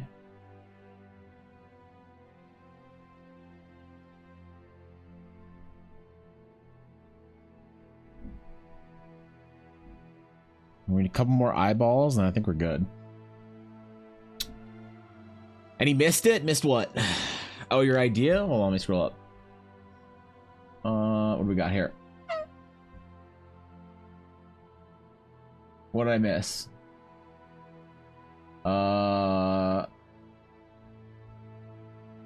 If your post was too long, Minako, it got deleted. Because currently, the last thing you said was bookshelf mimic, so I don't know. If it was too long, if it was a paragraph, it probably got deleted. There's 2 words? Wait, what? Oh, wait, that was your idea for Friday? I thought that was your... I thought that was just an idea for today. Oh, okay. All right. If you ever have a portal in your games, besides chance I'm playing in it, I would catch a small animal, tie it to a rope, and throw it inside and drag it back within 5 minutes. That could work, actually. Yeah, it could work. I'd allow it. The mimic's tentacles draw people inside its mouth, and they disappear. Wait, where does the portal even go to? We need a good idea for where the portal's supposed to lead to.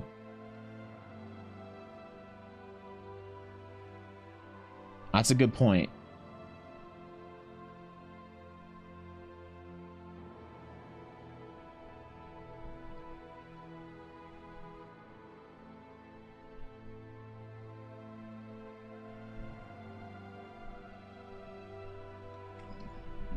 Okay. Regular portal. Mimic portal. Regular. Mimic. I like it. Okay, let's actually draw it out then.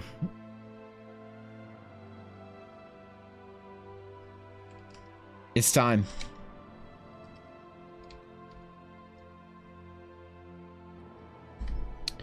Let's make it a bit smaller.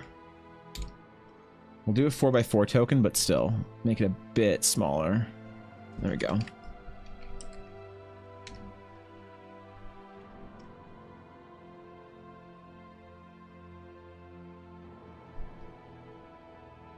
Try and be pretty rough with it so it doesn't look too clean and polished by the time you actually get up to it. Right? Because you got to be convinced this is like a real portal, man. You got to want to like stick your hand in it or whatever.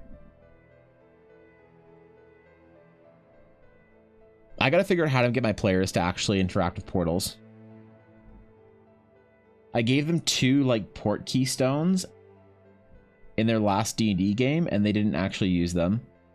I said they didn't know where they went to, and the players just kind of looked at me and said, okay, neat, anyway. And I just kept going. Like, all right, okay, that's fair. This was I didn't make it appealing enough for you guys to try it out. You defeat Telkalat, the Doombringer, and his army. Upon defeating him, you notice a portal which seems to lead to the capital city. It seems he was planning to invade directly from the inside. Thankfully, it seems you have defeated him just in time as the portal hums to life. Do you wish to traverse the portal, or would you like to prefer walking for a week? Oh. Oh, damn. Well, that's a good point.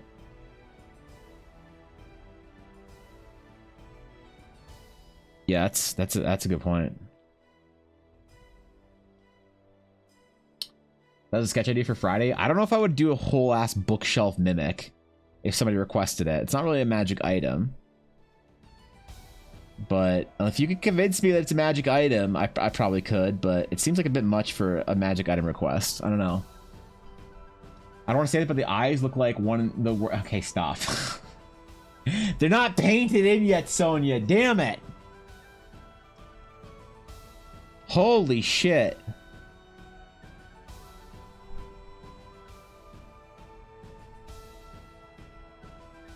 I'm supposed to be an artist of integrity, okay? I'm supposed to be well known for my my noble and responsible portrayal of the human form, Sonya. Not just a degenerate drawing things that'll get me clicks and likes on social media. Though maybe... No, bad Evan. No, I will not forsake my charge, my sacred duty as an artist. I will not succumb to just drawing hot Genshin fan art. Unless... Now, hear me out. What if I became famous on Twitter for drawing hot Genshin fan art? And then one day I just start, like, posting the high fantasy shit I want to do. Do you think I would get unfollowed, muted, blocked? Or do you think I'd convince the Genshin fans to pursue higher art? Are they savable? Like, are gacha players, is there hope for them, or are they just all brain rotted? Because I suppose it comes down to that, if we think that the gacha players have any hope left. What do the runes say? The runes say ancient scripts of eldritch communication, which upon reading them, if you can speak ancient celestial, you would know the runes identify this creature as a terrible mimic. But who takes ancient celestial as a language, right? Certainly not my players. I don't know about your players, but my players only take languages they can flirt with people in, so. Skeptical? Yeah. How is everyone's Fall into Fantasy / Inktober, EVAtober? Mine is, I'm behind Thork. I'm on day like 22, I think. I had some stuff come up over the weekend that prevented me from doing a lot of work, so what time I had to do work I had to spend doing like actual work. So I hope I can finish, like, catch up before the end of the week. Because we have until next Tuesday to finish, I believe, right? Next Tuesday is Halloween. And I am not allowing this year to go into November, unfortunately. Deadlines are an important thing for artists, and I've been too slack about it in the previous years because I don't want anyone to feel like stressed out by it. But I've decided to give the serious artists in TDC a little more attention and love. And I have thusly declared and decided that this year there will be a strictly enforced deadline. And if it stresses people out, I feel for them, but deadlines are a very important part of being an artist, and if you can't manage a couple of deadlines, then I don't know, man. I think this is good practice. So a magic item is a bikini, super high level, and more RPGs type thing. That's fair. No one's asked me for that yet on Friday, Dogness. I don't know if I could draw it. I don't want to get canceled by the VTubers. Because you know how sensitive they are. They'll get offended by anything. If I draw a bikini, it's over for me. Ashy, Fishy, Ama. They'll all just write a hate thread about me. Especially Ulner. What is reading? Man. If only I knew. I'd probably be a lot better at D&D.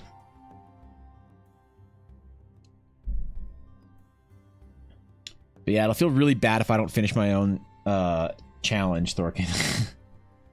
It'll feel really shitty, so I want to get caught up.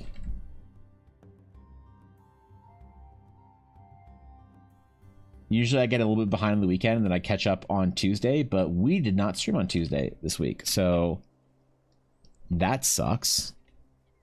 I didn't get my chance to spend a couple of hours catching up. Maybe we can do a bit tomorrow. Tomorrow we were going to finish whatever we don't finish today on the Mimic, and then tomorrow is the official opening of my commissions to the greater Discord and Twitter public.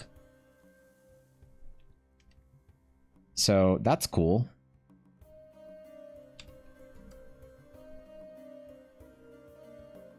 That was our plan for Thursday, was to talk about the commissions. Our plan for Wednesday was to do the token project.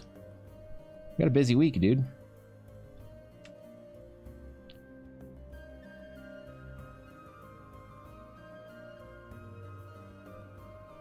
All right. I think our stones are convincing enough. I'm hoping anyway.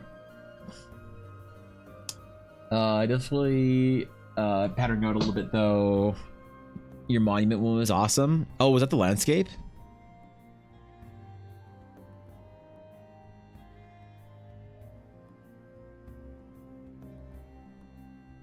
Yeah, Thornton's been on top of it, bro.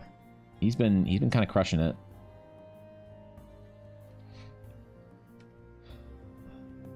I gotta keep up. See, I meant what I said. We're all the younger artists in the guild are the ones working the hardest. Thorkin's one of the young bucks. One of the up-and-comers in the guild. Not an old man like me. Although he pretends to be an old man very well with his WoW Classic playing. It's not going to fool me, though.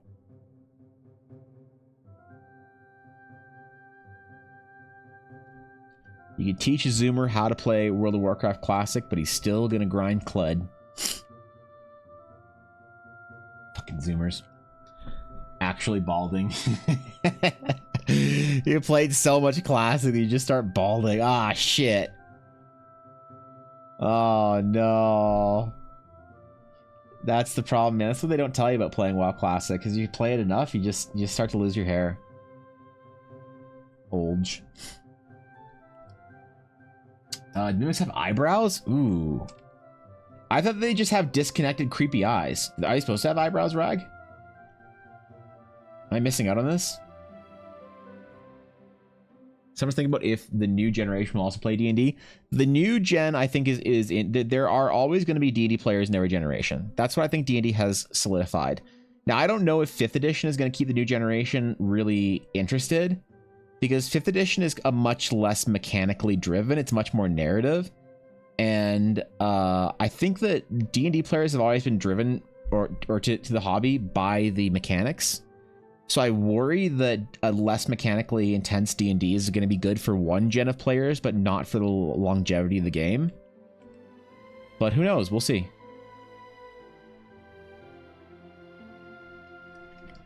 I guess we could just say Wizards know what's best and trust them on this one, right? Right? Right.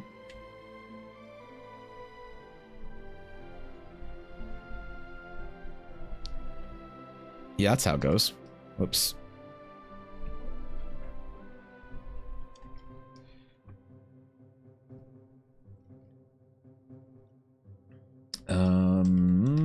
Okay.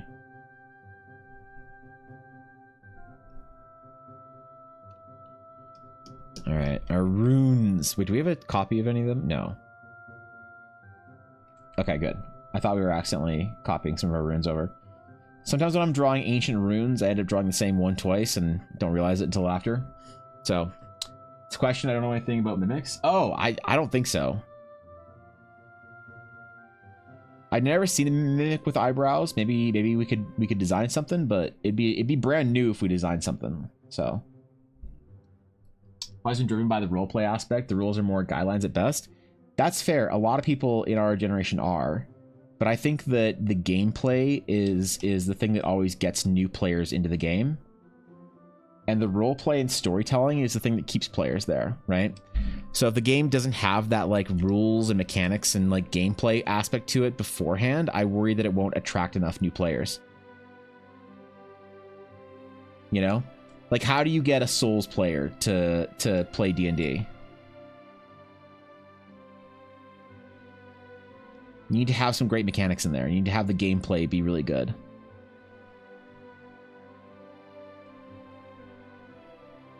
Now, thankfully with D&D, you can always just sort of adjust your game to whoever you're playing with. But it is still a challenge. that Wizards has to make the game feel welcoming for all sorts of players. I think they've been doing a really interesting job of welcoming in like players who are very narrative, but they've been doing, I think I don't know, it depends on how you see it, but they've been definitely leaving the more mechanically driven players behind. I guess they just don't think that they're like as popular or relevant to the game's success. But I'm concerned that's like a bad choice long term, even if it seems to be the right choice or the right play short term. I suppose there's always a different edition, though. They can always create a new edition to like reflect the new generation of players whenever they pop their head out. Then again, actually, I mean, the world has changed. Like I'm talking about generations of players that have generally grown up without the internet. And I wonder about like Gen Z are kind of into D&D, but I worry about what is the next one, like Gen Alpha or whatever. I worry about the next generation of gamers and like nerds. I wonder if they are going to be too interneted to actually enjoy a TTRPG that you're supposed to play in person or on the internet, I guess, but just like not gamified, not video gamed. I don't want to just discount, you know, the kids because they have TikTok and shit, but it is actually like a cultural shift that we've never had to deal with before as nerds and as gamers. Well, I wasn't driven by world building aspect, but I'll admit I'm probably very much in the minority here. Yeah, I think so. It's yeah. I don't think that as many people are driven by world building. Like, not a lot of people care. Like, people say they care about world building, but it's mostly DMs that care about world building. Players like world building when it's there, but a lot of players are there just to tell their story, and they don't really give a shit what else, like what the DM is doing. They really just want, like, the world needs, for a lot of players, the world just simply needs to not get in the way of their story. Which is fine, you know, it's not a problem, I guess. It's just like, again, a different, like a shift, a change in the D&D mindset. Can the cracks in the portal be scars of the mimic from his previous victims? That's a great idea. I like that. My players always been the other way around, but then again, they're theater kids. So theater kids will always play D&D.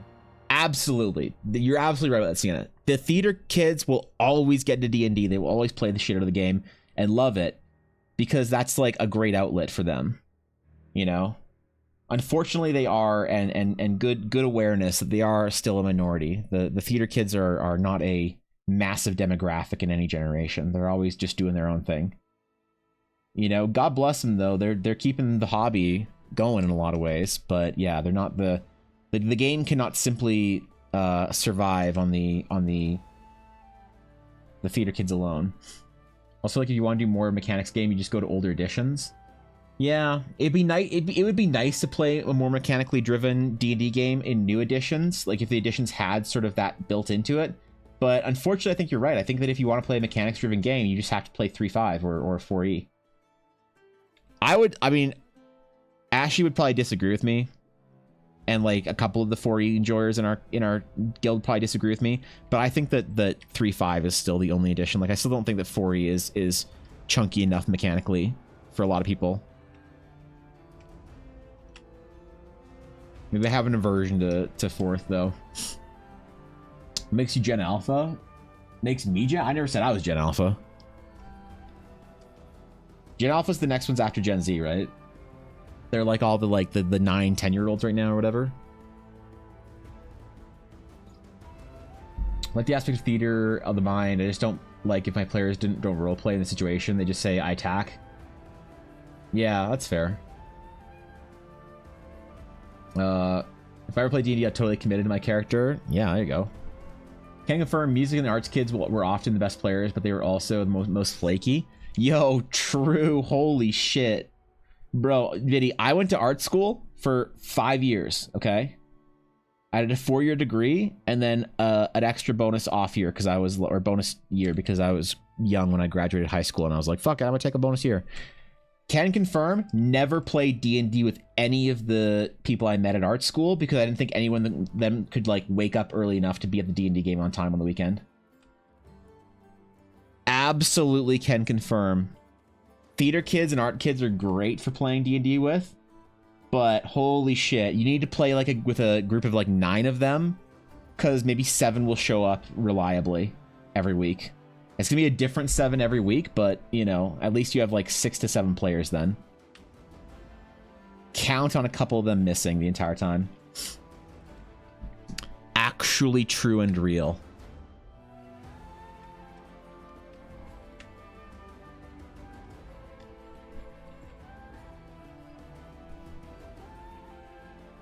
All right.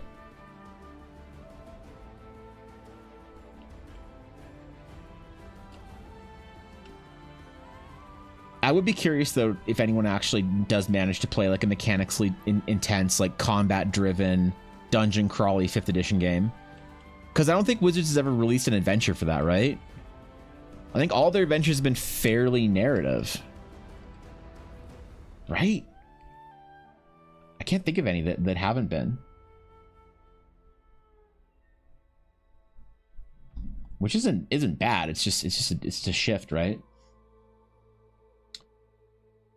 Sometimes it's out of their control. Sometimes it's show season or rehearsals, but most of the time, yeah, sometimes you're right. Exactly.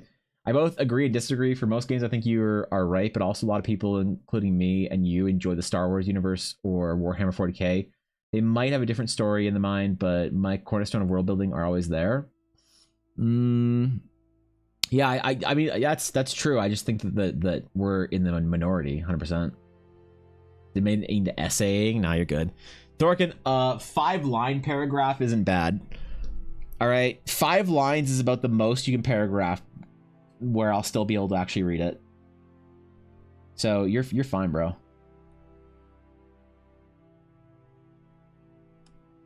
You're absolutely good.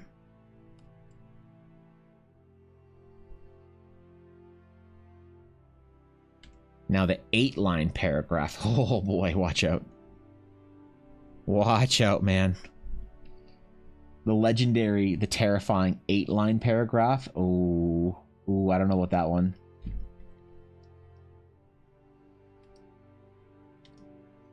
That's scary. Okay, we have our basic line work down. Let's finish our detailing, then we'll start painting in our basic portal, and then we will do our mimic version. And then if we have time, we will do Sonia's portal for her. Okay. If we have time.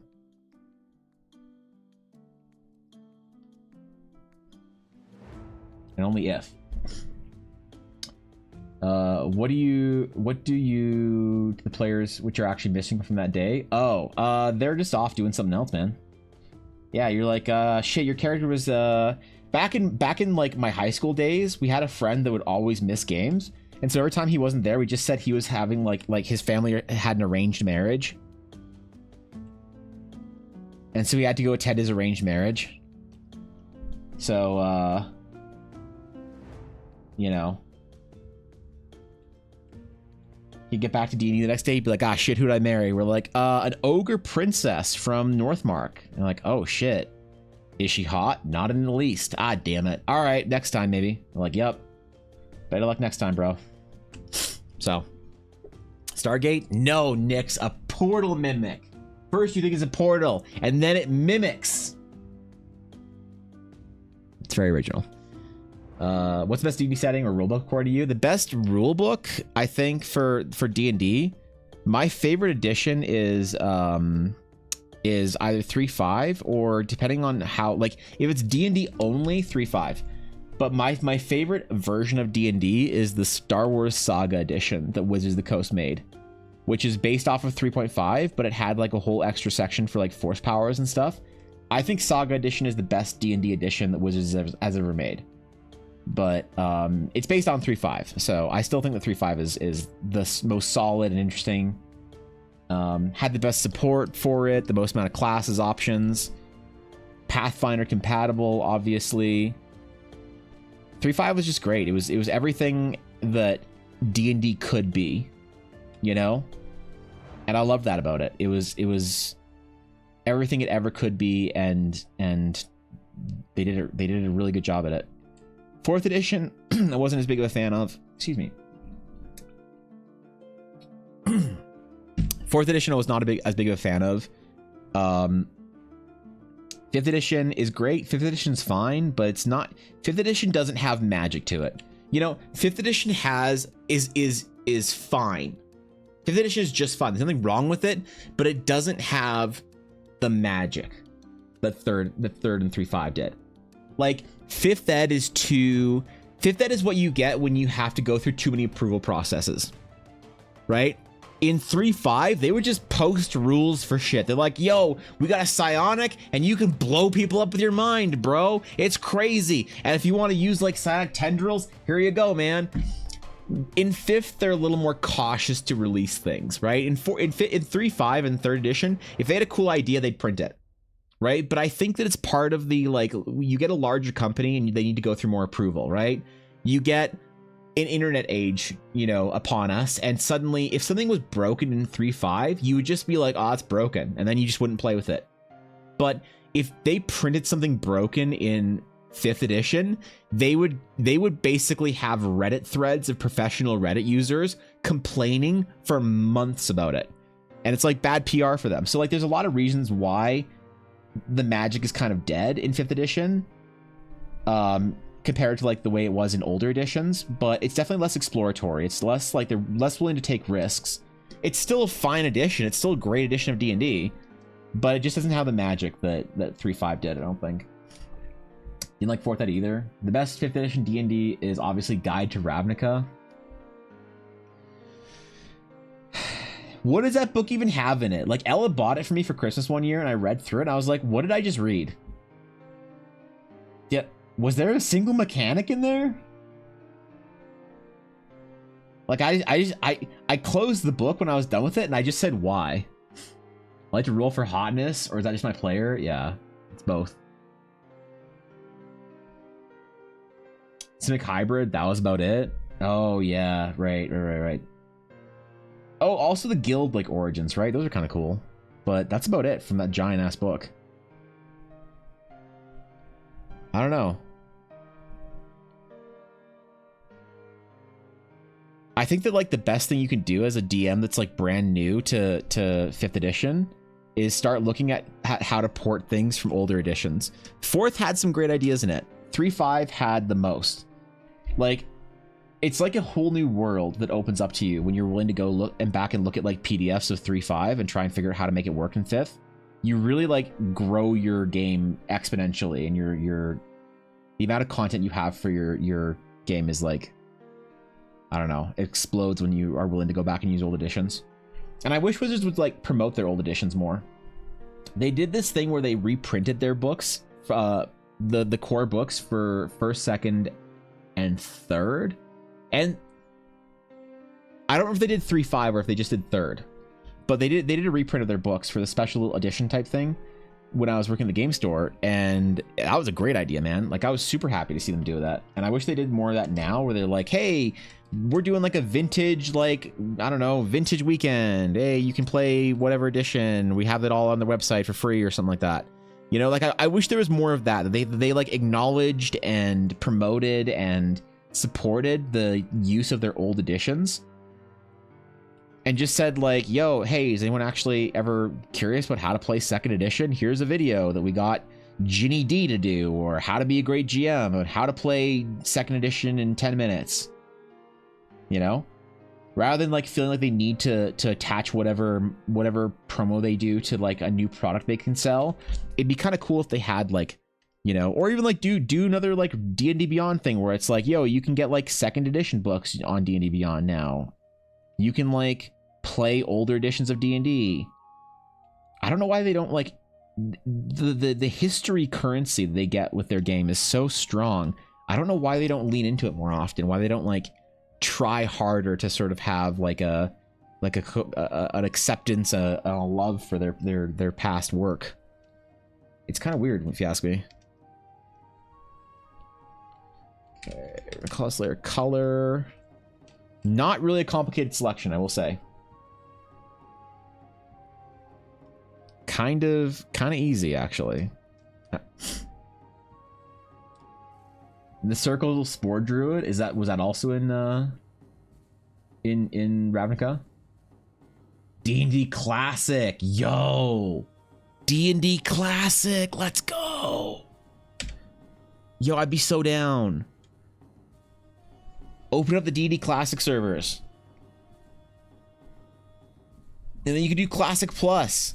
Like, what, you know what would earn me the most respect for Wizards of the Coast ever? Like, actually, I would put my hat down and be like, dude, Wizards of the Coast is the greatest company of all time. If they just out of the blue said, guys, we're re-releasing a physical copy of our first, second, or third edition of D&D. Let's say third, because third is the most accessible to new players, but still has the magic of like first and second.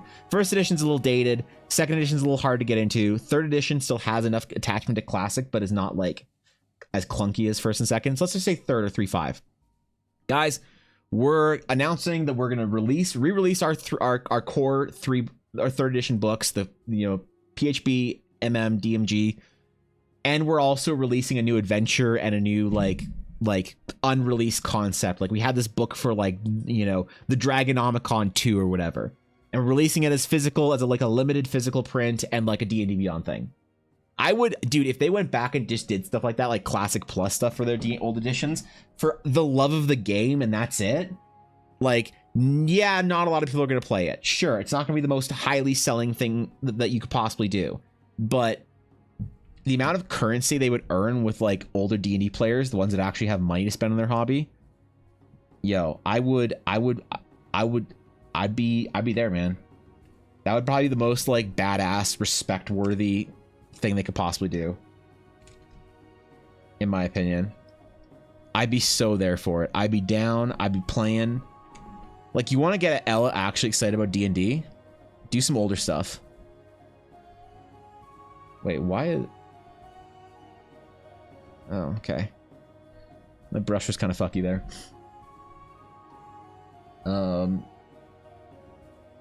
Everything Hasbro WotC does now is to move forward, more money making scheme. Everything will be digital focused around the VTT. Probably, yeah. Yeah, probably. They got to make their money too, man. You wouldn't want your company, like the company that makes the thing that you like, you wouldn't want their executives to have a smaller yacht than other companies, would you? Come on, bro. You don't want Dr. Cox to have a small yacht, do you? Wait, is Cox still the CEO of Wizards? WotC, or no, Hasbro?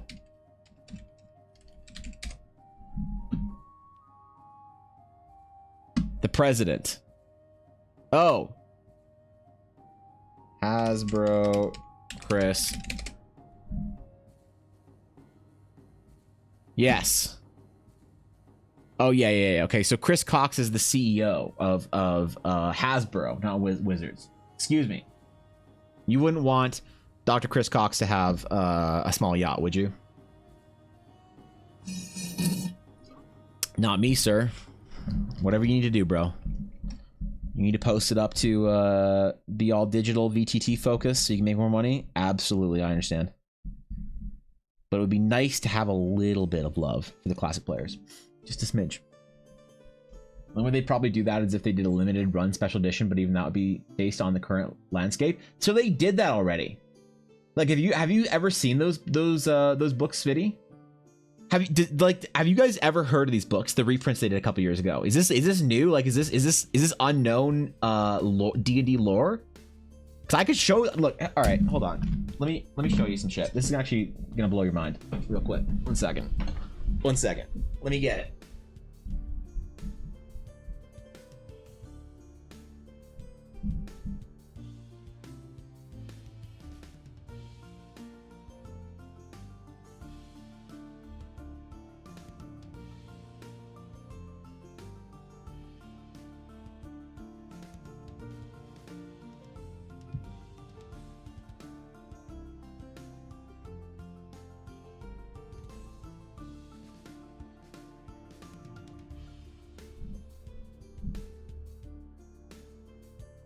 Alright, check this shit out. I'm about to school all you brand new D&D nerds on some cool shit. This is what Wizards did a couple years ago. Probably like about 10 years ago now. They released classic D&D books with sort of this nice foil cover. All right? By Gary Gygax and Lawrence Schick, whatever. Dungeons of Dread. The classic Dungeon Master's Guide. All right? Then they released second edition. See? AD&D Second Ed. And they released 3.5 or third 3.5. So they've done this. This is them doing exactly that. All right? These books, I still have them sealed. I haven't opened these, honestly. I still have them sealed in their cello because they're relics to me. But this is what it would look like. It's a limited release. Do this again and just release a new book. It was incredibly successful.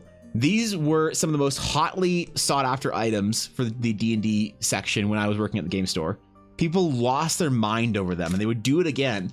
You release this shit again, do it for all the editions or for like pick an edition you want, 3.5 maybe. Re-release these books in 3.5, let's say, and release a new adventure. Just fuck it. Just like send it, bro. Don't be scared. Release that shit to the wild and let the people do what the people are gonna do. So like the precedent is set. They have done it before. All we need for them is to have the courage to do it again. And like release some new shit for it. You make a bunch of money, everybody's happy as fuck. And you don't gotta worry about a thing. So it's within the like possible, I don't know, sphere of things that Wizards might do, or the possibility of things they could do to re-release that shit. We just need to encourage them. We need to tell Wizards of the Coast that we will happily support it if they do it. That we will we'll be there for it. We will buy the books. We will buy the premium shit. All they got to do is send it out in the wild. See why they wouldn't go until after the VTT release? Perhaps the next 5 years. Is the VTT coming out that soon though? I thought that the VTT was not going to come out for at least at least 5 or so years.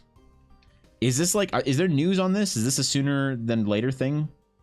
Do we have actual VTT news? Because I haven't heard shit about it. Nice gaming chair. Thanks, bro. Makes me go real fast when I game on it. That's why I got it. One day I'll grow up and afford a Herman Miller chair, but that shit's like $2,000 or whatever, so I have to be a gamer until then, unfortunately. An open copy of the AD&D second edition remastered premium is going for $130 on eBay. What's sealed? Because I have, there's like a collector's box as well for the first edition D&D books.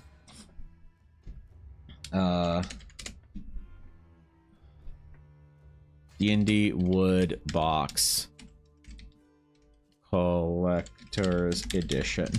What does that sell for now?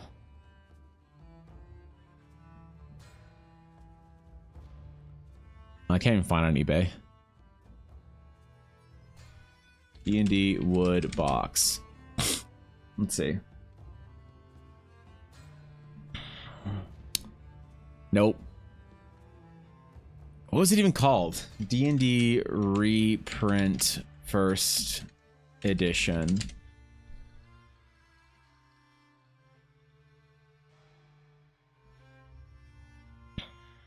No.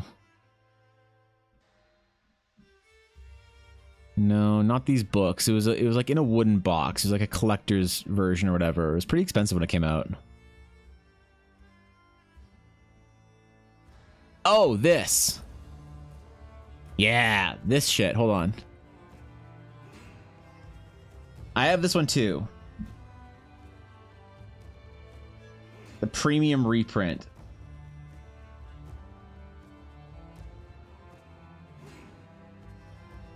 This one I have no intention of opening though. At all, ever. This is my special wood box D&D edition that I will never open because it is my precious. Yeah, that's the real one, Cobalt. This is the real one you want. The other ones, get out of here with that shit. Out of here with that shit. They're expecting to be able to launch a working version in the next year. Really? Do we know their monetization, Vidi? Or have they talked about it at all yet? It's an alpha, not complete. Fantasy Grounds is older edition books for the VGT Fantasy Grounds temps and 4E stuff. Yeah, but isn't Fantasy Grounds kind of expensive? I've never like I've heard of and been around Fantasy Grounds, but I've never actually bought it. Isn't it like $100 or whatever to buy the whole thing? They'll definitely release the VGT the next year. They have too much riding on it not to. So the thing is that I don't know if they're in any like rush for it, Cobalt, because they have all of their Magic the Gathering products for Wizards doing really well right now. So it's not like they need to like return investment for a quarter or whatever. My talks trade is I must open anything and everything regardless of the limit. Nope. Nope. Not me. I'm a collector's edition sealed enjoyer, Sienna. I love it. What's going on, Seal? Steel, are you excited for Thursday for commissions to be officially opened? You excited for me to draw your stuff for you? Because I'm excited.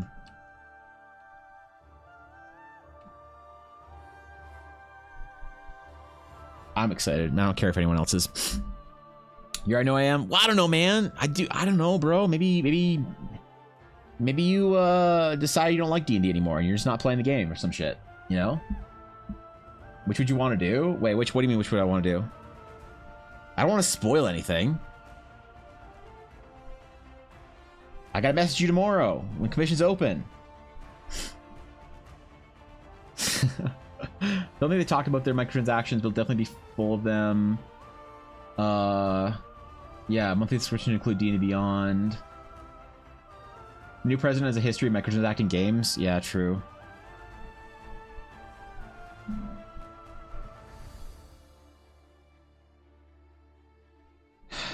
All right. I mean, sure.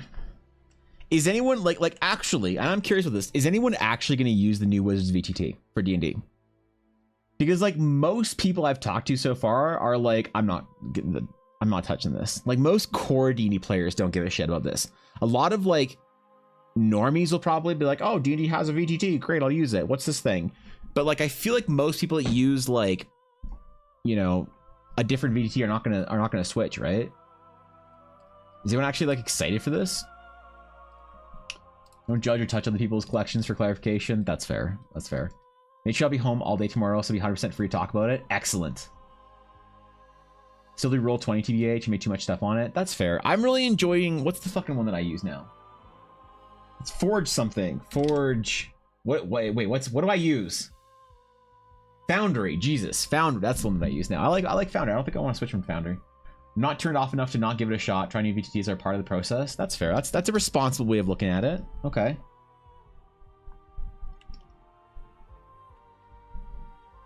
I guess definitely Vidi, it'll depend on monetization for a lot of people. Actually, maybe not. I think we always underestimate how much people are willing to like be microtransacted for like ease of use or whatever. Like a lot of people just don't give a shit. A lot of the like online Andes and people who talk about this kind of stuff all the time are the ones that care about microtransactions and shit.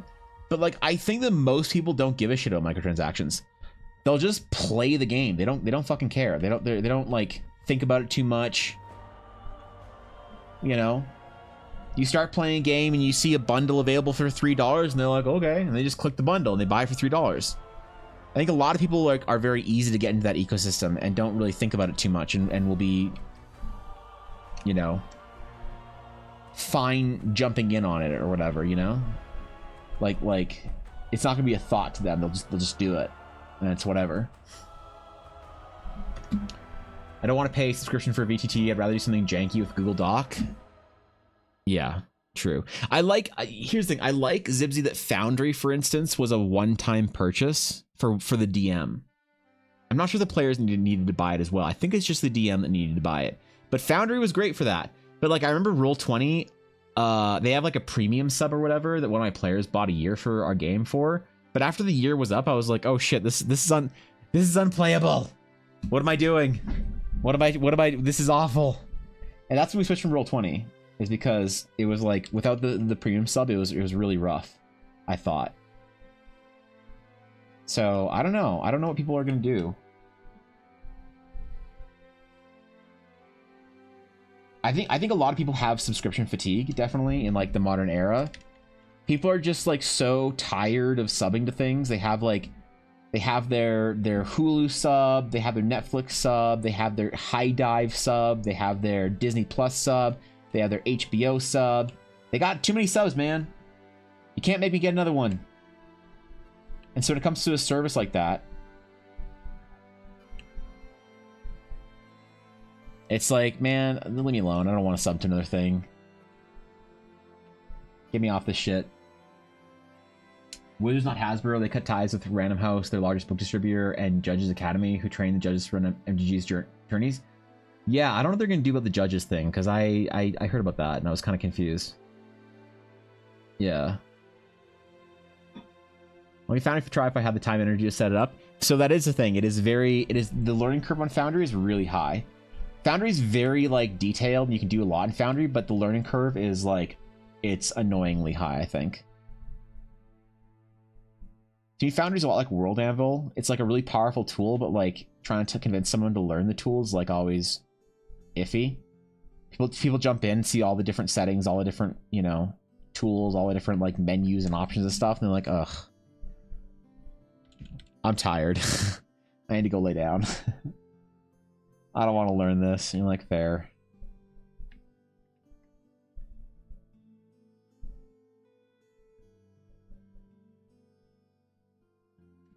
So, I don't know. We'll see, I guess. We'll see what people think. I'm kind of curious to see. Higher the detail, the harder it is to learn. Yep. They're killing small game shops' ability to do anything for MTG. You say that, Cobalt, but they already did that. They already killed the LGS. Like Wizards hasn't just killed the LGS. Wizards killed the LGS in about 20. When did Amonkhet come out? MTG Amonkhet release date. 2017. Wizards killed the LGS in 2017. They've done their best to murder what's remaining ever since then, but they killed the LGS in 2017. Who knows why? 100% rather suffer through a suboptimal method or program at this point, as long as it means I'm not giving an abhorrent amount of money to the company like Adobe. I can't justify the price. Why can't I just buy Premiere? Yeah, true. I wish that I could buy a much more affordable version of like non-corporate or whatever Photoshop and not have to pay what $50 a month or something for the suite that I'm using. Like, I love Adobe, but I don't recommend it to artists. I recommend you start with Clip. And that's the reason why.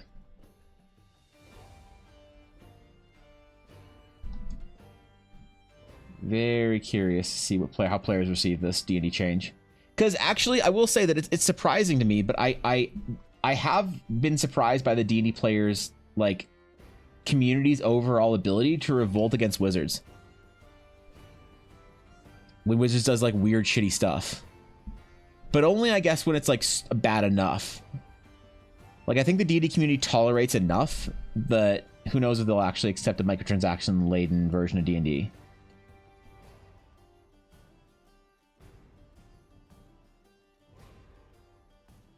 What was the quote from the Wizards president about D&D being under monetized? WotC. Cynthia Williams. D&D. Under monetized.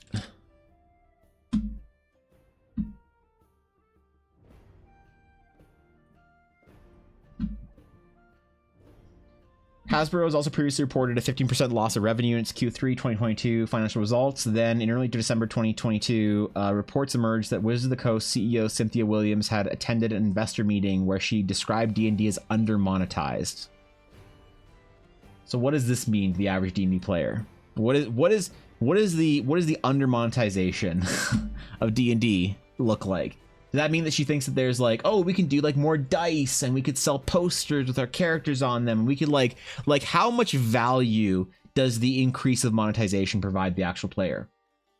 Is this like a high value thing where we're like, yeah, I'd love to spend another $100 on D&D a year if it's like really cool stuff, you know? Or is the under monetization like, we're gonna allow you to play D&D as you are right now, but we think that you'll give us an extra $100 every single year? It's like, who knows? Who knows what this means? This could be fine or it could be awful, I guess. We just won't know until we see what the plans are for this VTT. Personally, I will probably stay away from it, mostly because I just really enjoy traditional D&D as much as possible. I don't want to get into fucking VTT bullshit, D&D Beyond. I mean, you guys know that I'm personally frustrated with D&D Beyond players in general. Not every D&D Beyond player, but the helplessness of your average D&D Beyond user is off-putting to me. Where they don't know how the fuck the game works, they just click the button that gets them the roll, and then when you ask them to add like a special modifier or whatever, they don't know how the fuck to do it. They look at you like a scared child when you ask them to like add a +2 to their intimidation check for the rest of the day. You're like, what? But how? It's not in the core book. Where's the button on D&D Beyond to add a +2 modifier for just the rest of the day, Evan? I don't know, man. Figure it out. Cynthia Williams is the microtransaction lady. She's the one pushing to kill everything, move towards subscription and microtransacting model for all. I don't want to be overly pessimistic. Definitely, it looks like it's leaning towards that, but I'm willing to give it a chance, Cobalt. I'm willing to be hopeful, I guess, you know, even if it's a fool's hope. I think they don't know, so that's why it defaults to subscription model for the same service. That's a great insight, actually. I think you're right about that. The WotC drama made me want to create my own TTRPG. It's been a lot of fun. Yeah, I think a lot of people have the WotC drama for the OGL was actually really great for TTRPGs in general, because it made people feel like they can expand out of TTRPGs and they can like try other stuff or like look at other games or try different services, and I think it's great, honestly. It's good for gaming in general for more people to be willing to try other stuff for D&D.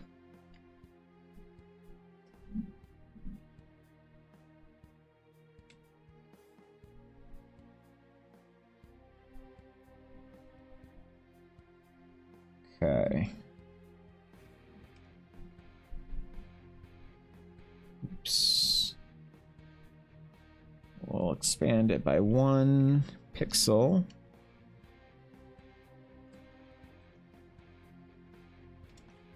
Ah, shit. We'll select it out. I fucked up. It's fine. We fix. Okay. Let's throw... I think blue is the color to do for portals, right? You think blue or purple? I think blue is more traditional, classic fantasy, right? Portal magics are blue, town portals in various games. I think that's the color to go with. They're trying to scrape back earnings they're missing out on for not having their own VTT when the vast majority of players use D&D as a rule set in Roll20, Foundry, Owlbear, etc. Yeah.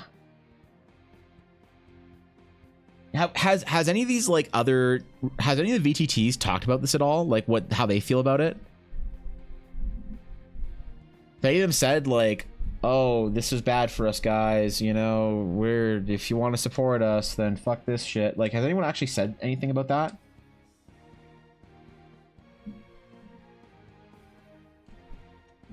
Or are they all just kind of chilling, just waiting, hoping that it doesn't destroy their business?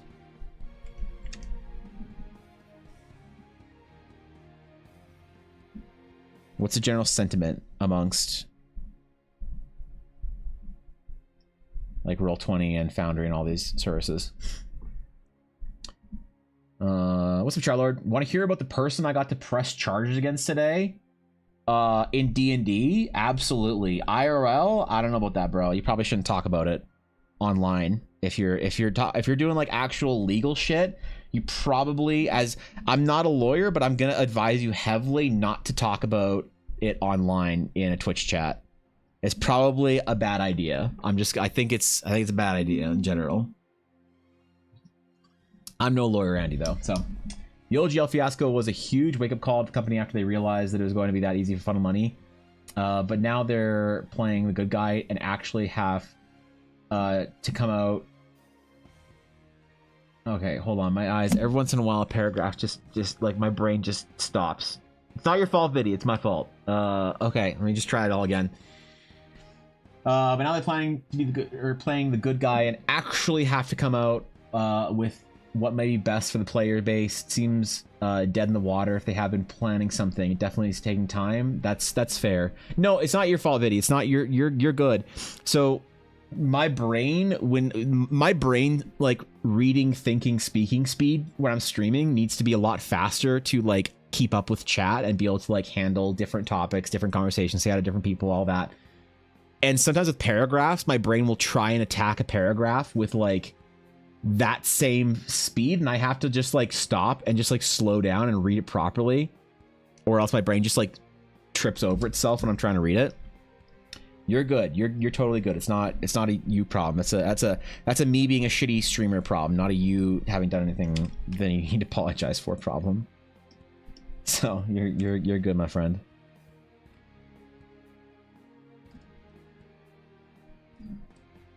All right, let's get our portal glow here.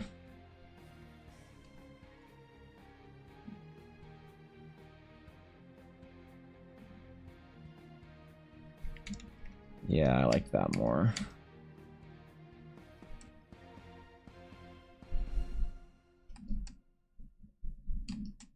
That's better. That's better. As a coworker I hate, everyone knows already. All right, that's fair. Probably shouldn't talk about specifics and stuff. Sounds shitty though. Sorry I had to go through that. That sounds like an annoying fiasco. A issue. Hope it gets resolved as quickly as possible. That's better. I like that shit. Okay, cool. Let's do a little bit of overlaying here. I want to get the color on the stones a little bit more depth. Just a smidge. Yeah, thesis. No, you're good. You're good. Unfortunately not Muse. Not a Stargate this time, but a Stargate appearing Mimic. We're drawing it in 3 different versions. We're drawing it as it's sort of like as its base portal. We're drawing it as a an active portal, and then we're drawing the Mimic version. And if we have time, Sonia asked for a version with boobs sticking out of it, so we'll see if we have time for that one too. I trespassed my house because it was late. It's simple. Jesus, that's rough, bro. That sounds pretty shitty.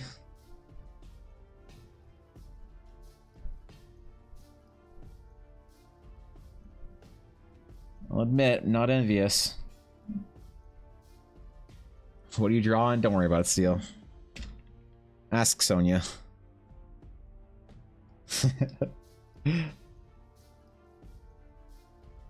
Okay, I like this. This is better. This is good. I'm enjoying this. So now we need to have, so we're going to save this. We're going to save this a couple of times. So we need to make sure that each version is finished and good.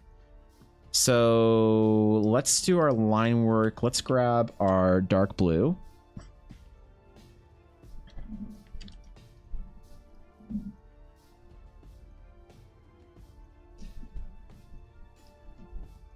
Maybe, oh, overlay. Whoops, not overlay. We need regular. Regular. There we go. We're coloring our line work a little bit. It's kind of glowing out just a smidge. Thought you were going home, but instead you got eaten? Yep. It's tragic, all right? But it's our spooky Halloween token that we're doing this year. People using their spooky D&D games over the weekend. Every year I like to do a token for TDC for their games over Halloween, because I think Halloween D&D is special. People don't appreciate Halloween D&D as much as they should. Halloween D&D is a sacred time for most players and GMs.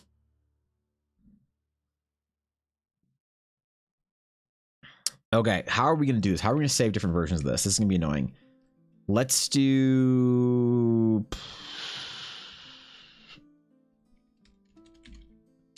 Let's do it like this. So we will try and...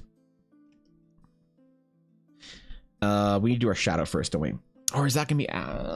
what do I do? What do I do? What do I do? Okay, let's do it like this. So shadow...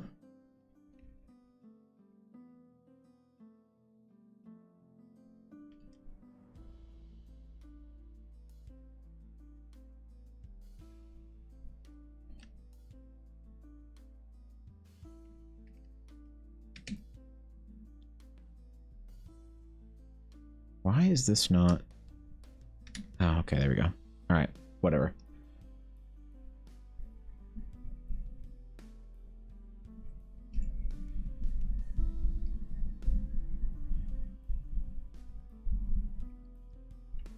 There we go. Okay, so we have a shadow, we have our portal.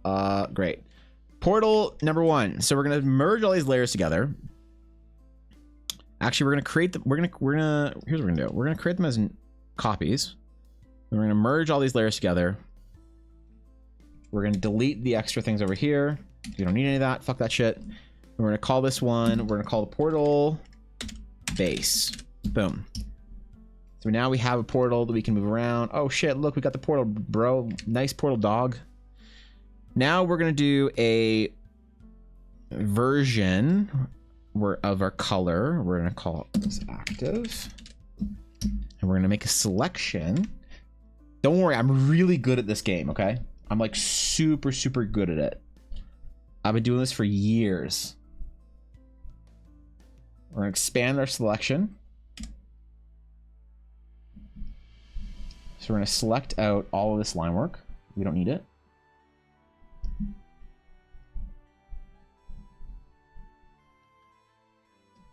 Uh-huh.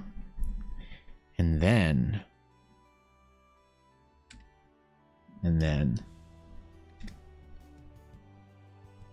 Ooh, should we do it with an opacity? No, fuck that. Let's not do it with an opacity.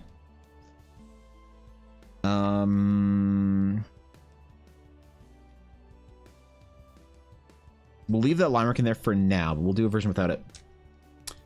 Yo, CJ, wait, what? Wait.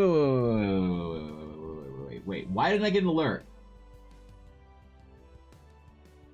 What the fuck? Are my alerts just muted?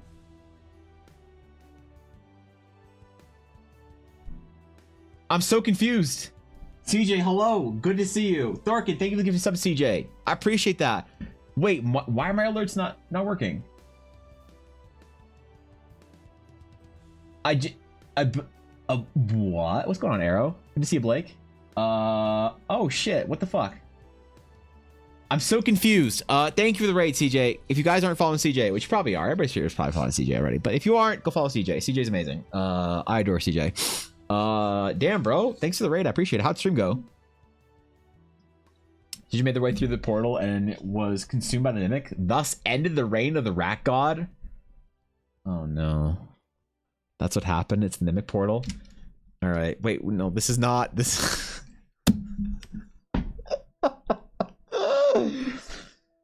Oh, I accidentally hit Control V. This is not what it looks like, I swear.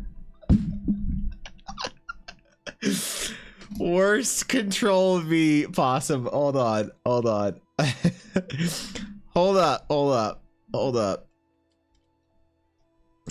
This is not what it looks like. Okay, this is not what.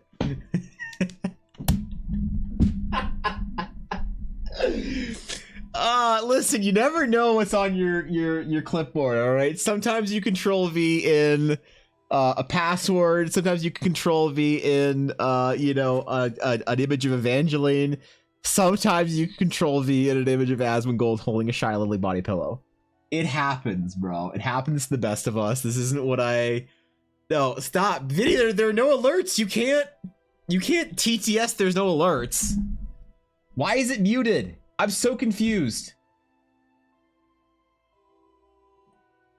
What if I try pausing it and then playing it and then fast forwarding? Can I replay an alert? It's just dead. My alerts are just fucking dead. Is my music working at the very least? Thank you for 100 bits, video. I appreciate that. Yeah, Vic knows how to tempt us. Is this what you see through what POV? What you see through the portal? All right, listen. This. All right, I will save this as another version. Okay, there. For now, we need to. We need to figure out our portal effect here. Line work. We're gonna make this a new layer. We're gonna call it active line work. No, whatever. I misspelled that. Who cares? And we're gonna remove this. Okay, we're gonna remove this. I'm so mad. Why are my alerts broken today? Which needs not out me as a lurker. I don't appreciate it. Wait, really? Why stuff? Why wouldn't Twitch out you? I'm thinking about getting rid of the lurk command altogether, to be honest. Would anyone be offended if I removed exclamation lurk as a command? Okay. Active portal. So we need. Maybe we'll get a texture brush for this, honestly.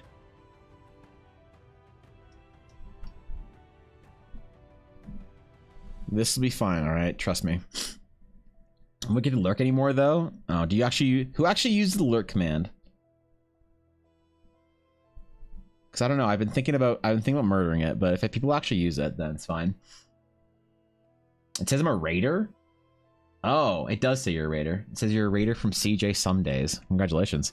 It'll do that if I'm watching a stream, and I'm like watching 2 streams or whatever. It'll have me like raiding into a stream I was already like in and chatting and stuff. So it's fine.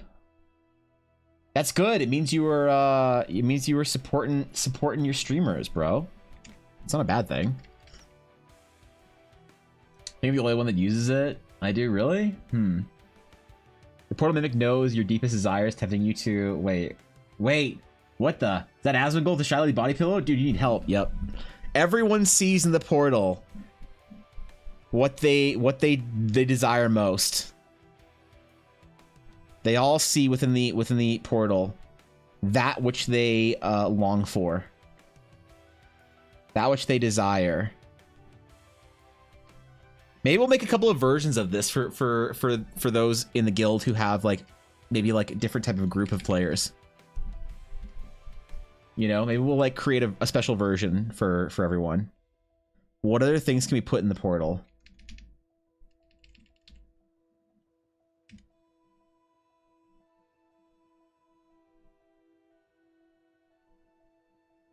We'll do a little iris effect.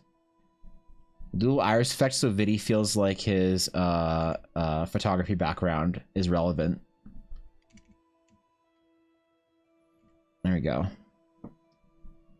Not that it isn't relevant, just, you know, how often you get to be like, oh, yo, it's an iris. That's what I'm seeing the magic item I want you to sketch for me some days. Oh, okay. Is that all it is?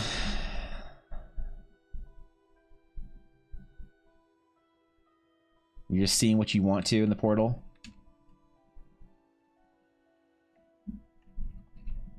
ISO aperture. Yeah, there you go. Viddy knows.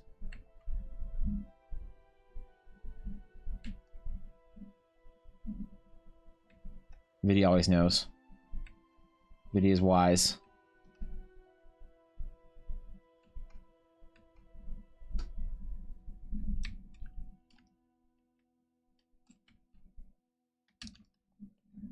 Let's do Go back to our unholy dodging tools. Okay.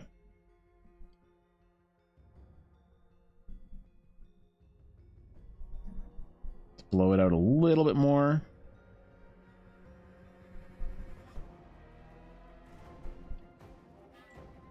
And maybe we get some... We put some crackly boys in here.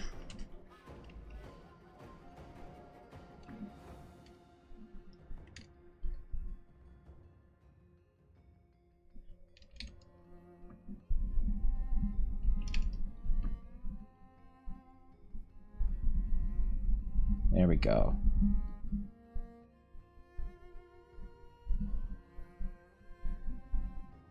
Get some twinklies and some cracklies. Be all portaled up, man. Be ready. The downfall of the rebels, victory, rolls in the portal. Yep, Thorkin knows.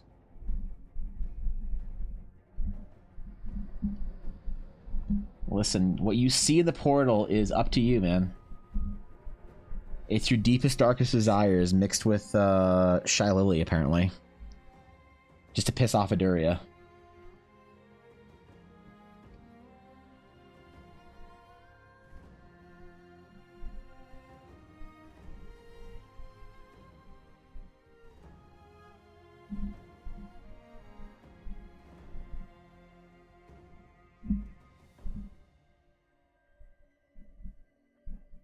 Alright, now we need to go to our color layer.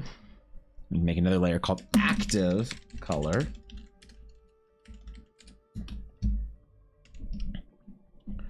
Or maybe we just... No, hold on. I know what I'm doing here. Wait, I'm a smart artist. I don't need another layer for this. I just, Yeah,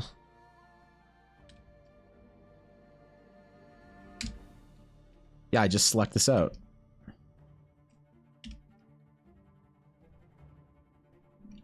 Bro, I'm so good at this game. Holy shit. And we'll just color... Throw some light on here.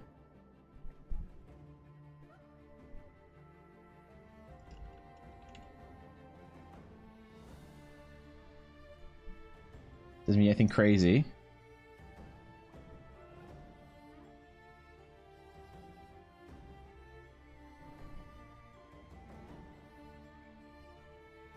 Oh, it's on the wrong layer. Ah, well, whatever.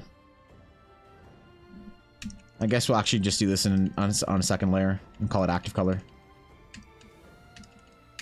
That's fine. It's easy enough to fix.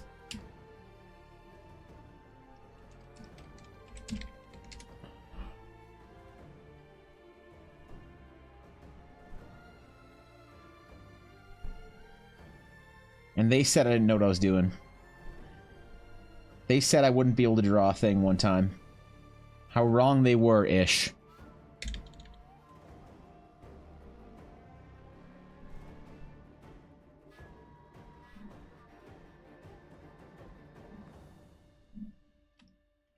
Alright, we were active portal now.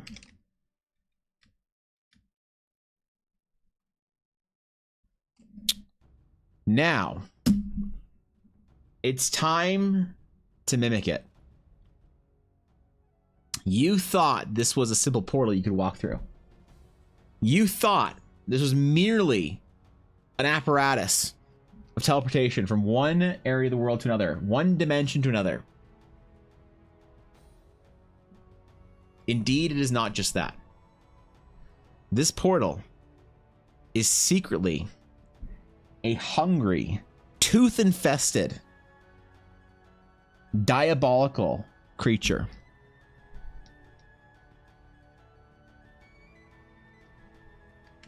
The mimication is now.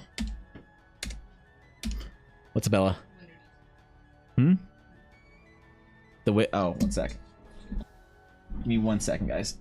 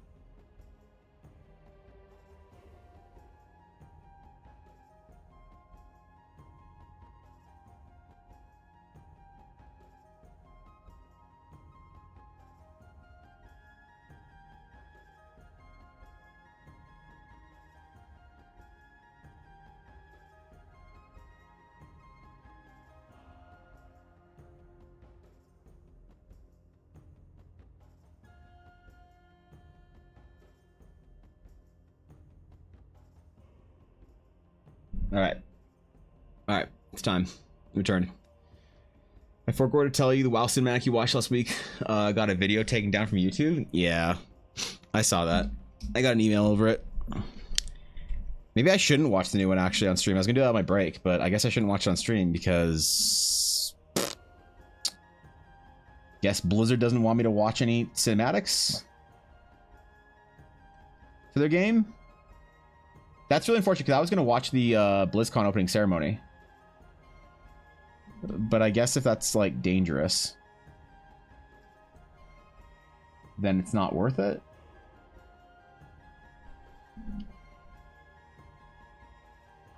Maybe.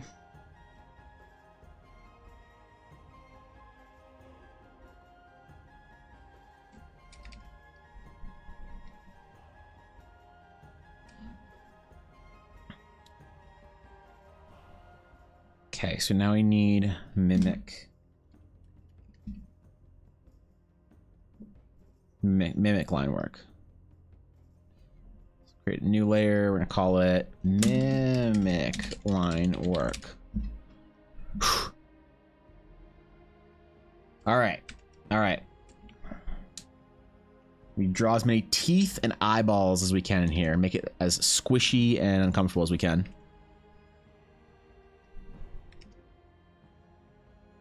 You're able to cut and re-upload it, or is it just gone? It's just gone. I'm not gonna bother cutting it up. Like, honestly, I don't think anyone is like so desperately watching the VODs. Like I don't think enough people care about the VODs basically to worry about that for one VOD here or there being dead. I doubt anyone like there's occasionally someone watches a VOD or two, but I don't actually know if people watch the VODs enough. To be fair, I guess I haven't really ever checked the YouTube to see, but I don't think it's enough to if any to make a difference. Go to bed, Bizzo. Yeah, Bizzo, go to bed. What are you doing?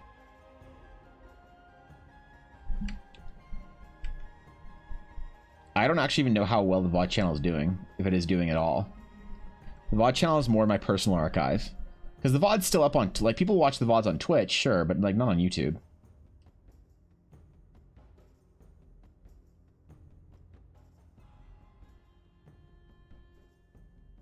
Which I appreciate. The Twitch VOD users, enjoyers.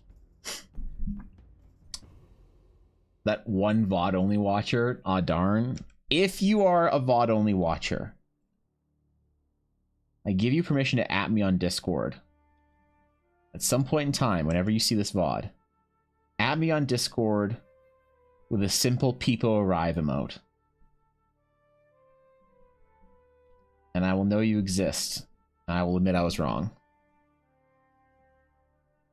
I never let anyone @me on Discord. That shit gets you banned, bro.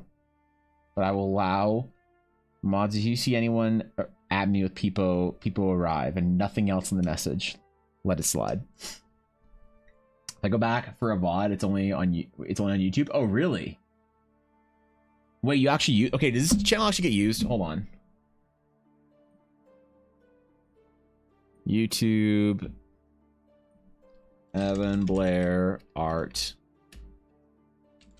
How do I spell my name?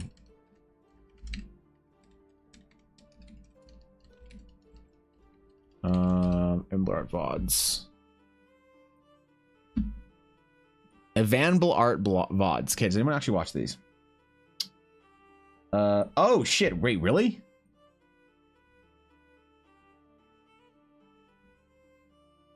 Actually get watched, a couple of views.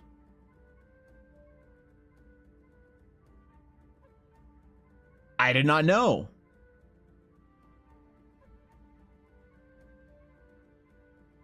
I need better thumbnails, don't I? For YouTube. I gotta figure out when the thumbnail, like, what it... Bizzo, don't GIF this.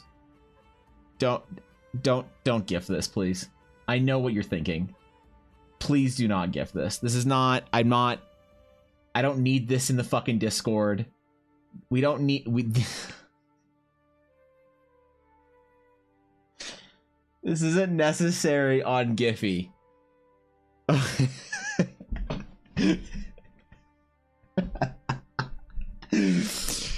Starting soon. Knuckle crack. Oh, that's a good one. That would be a good gif. Evamble ponder. All right. What are these? Starting soon. Gloves on. Knuckle crack. Pet the Yuna. Angry. Wait, why am I so angrily petting Yuna? Starting soon, starting soon, starting soon. More knuckle cracking, bro. Are all these just mostly as soon as I go like switch my camera over? Adjusting. Pondering. Is this me pondering who the fuck asked? Damn, bro.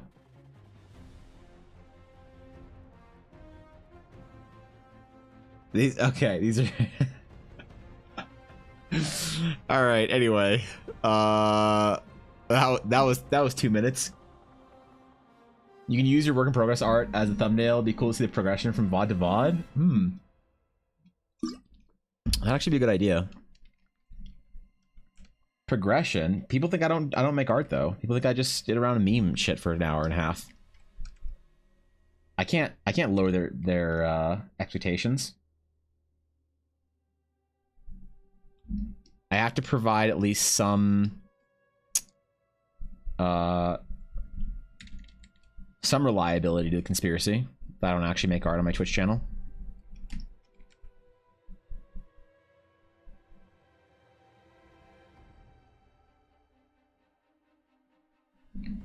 Whenever I draw disgusting eldritch eyes, I always think of Eiley. I don't know why. VTT GIF? Yeah. I saw my chat numbers for last month. I'm concerned. Did you? How many chats did you send? Was it 999 plus? 827? Jesus Christ. Holy shit. That's a lot. What's up, Ella? No. Your clips. What do you mean to contribute to my clips? I don't. I'm also leaving, so I came to deposit a puppy. What do you mean deposit? What do you mean? Why do I want this?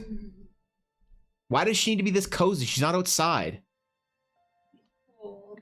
I don't care how cold it is. She hates it. She wants it off. Was this worth the money? Here, yes. Was this really worth the money? Look at it. It's not anything special. Give her such a look. She doesn't need a scarf, a hat, and a sweat. It's warm in here. She's holding her scarf. She is holding her scarf. Why? Yuna, do you hate being our dog? Do you wish you were someone else's dog? Very sleepy. Do you wish that we had not bought you and instead bought your brother, and then you were left for some nice couple that wouldn't? My brother would have needed surgery. Oh, so you wouldn't have liked it or loved it because it needed surgery. But it's not Yuna. Yuna's ours. Okay, Yuna's ours. All right. How long does she have to take the hat or keep the hat on for? Oh, I'm surprised you haven't taken it off her yet, or the scarf. She's doing really well though.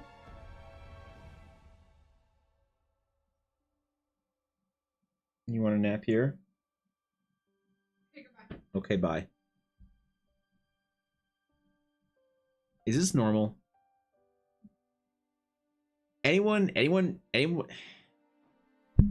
a dog and a girlfriend or a wife, is this normal? For your wife and her girlfriend to do this to your dog? Like, is this just part of the experience that I'm not aware of? No? You've never put a hat on Izzo? Izzo has a Spartan jersey, that's it? Some Halloween costumes with no clothing? So the hat is actually necessary when she goes out sometimes.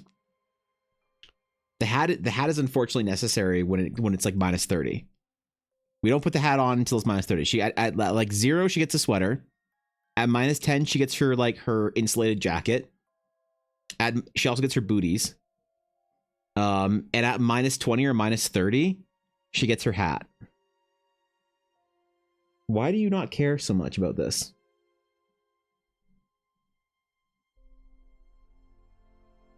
Why have you just resigned your fate to being... Okay. Okay. I'm gonna put you down now, all right? I'm gonna put you on Ella's chair. Oops. There you go.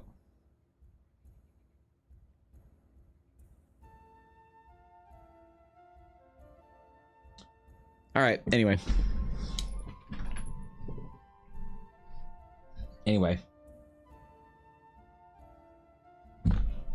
We got stuff to do. Oh, your hat's off. All right, good job. There you go. There you go, pup. You want to keep your scarf, though? All right, you can keep your scarf on. Okay. Remove hat and scarf for safety? Why scarf? Okay, fine. Now I just have her hat and scarf up here. Thanks for that, Ella. Appreciate that. Probably have a dog. I have a fiance. They don't live together. But we have cats and they're getting dressed up for Halloween. Oh. All right. As long as I don't need to be concerned for Ella. Like, I suppose there's worse ways to manifest your emotional damage as a woman in your 30s, but there's probably better ways to handle it as well, and I'm just not aware of.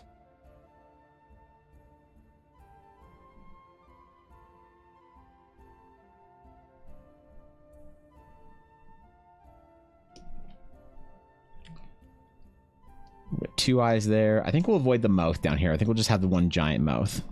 Let's do the 3rd eye, and then we'll do the mega eye at the top there.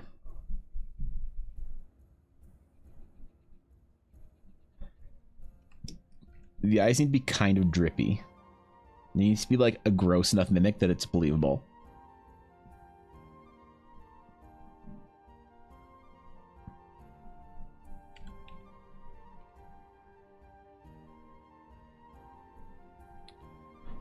Look, dude, you could have 2 cats instead of just saying. But I'm allergic to cats, so I wouldn't have to worry about cats.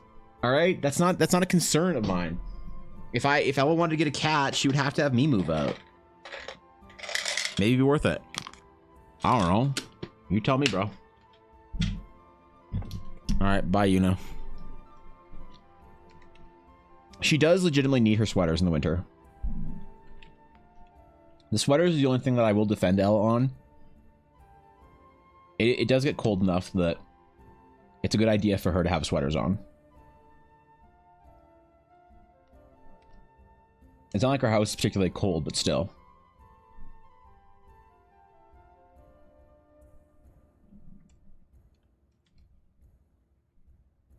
Wait, do mimic eyes have eyelashes? I don't think so. I'm pretty sure like mimics and beholders have no eyelashes. They just have creepy like slits. Or like tear ducts. I wonder if they have tear ducts. Can mimics cry? Holy shit. I had to go deep onto this. The boo one could though? Alright, never mind. Never mind. Forget I asked. Just forget I ever asked.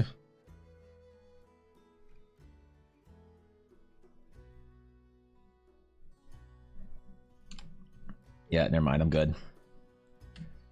It's my fault. I shouldn't have asked.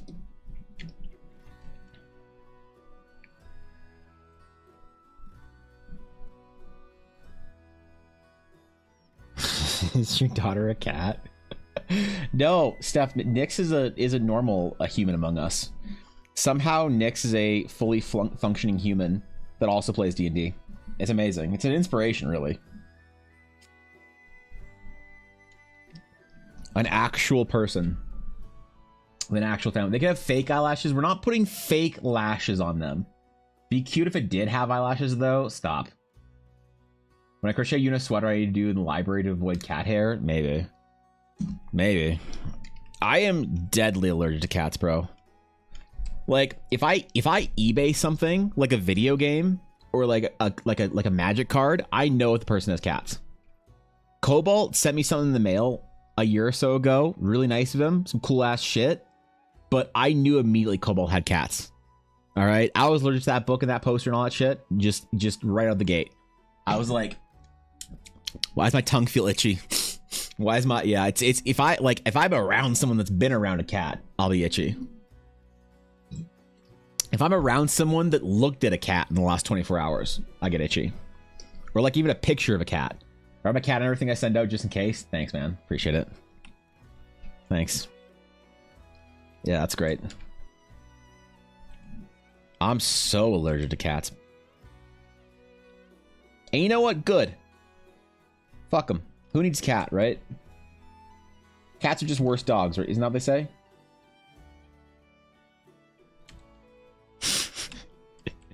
Yeah, don't come for me, alright? Relax. Just kidding.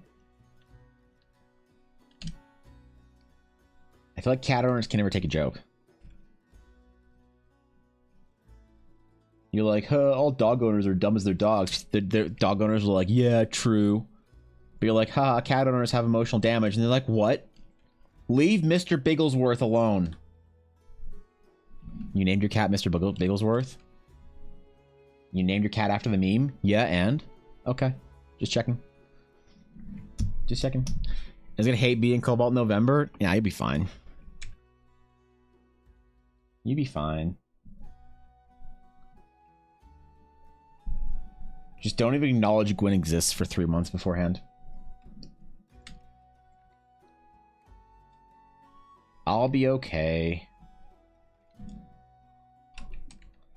I'll be allergic to everyone but Dashto when you guys get here. I'll be allergic to Cobalt because he's a cat. I'll be allergic to Blaze because he has a cat. I'll be allergic to Guapo because he's European, and Dashto will be fine. So, library crochet and going to the cleaner instead of using my own washing machine. Gotcha. It's fine. It's fine, Sienna. It's fine. It's fine. It's fine. I'm sure it'll. I'm sure Elle can just wash it. It'll be fine. Don't worry about a thing. All right, it's all good.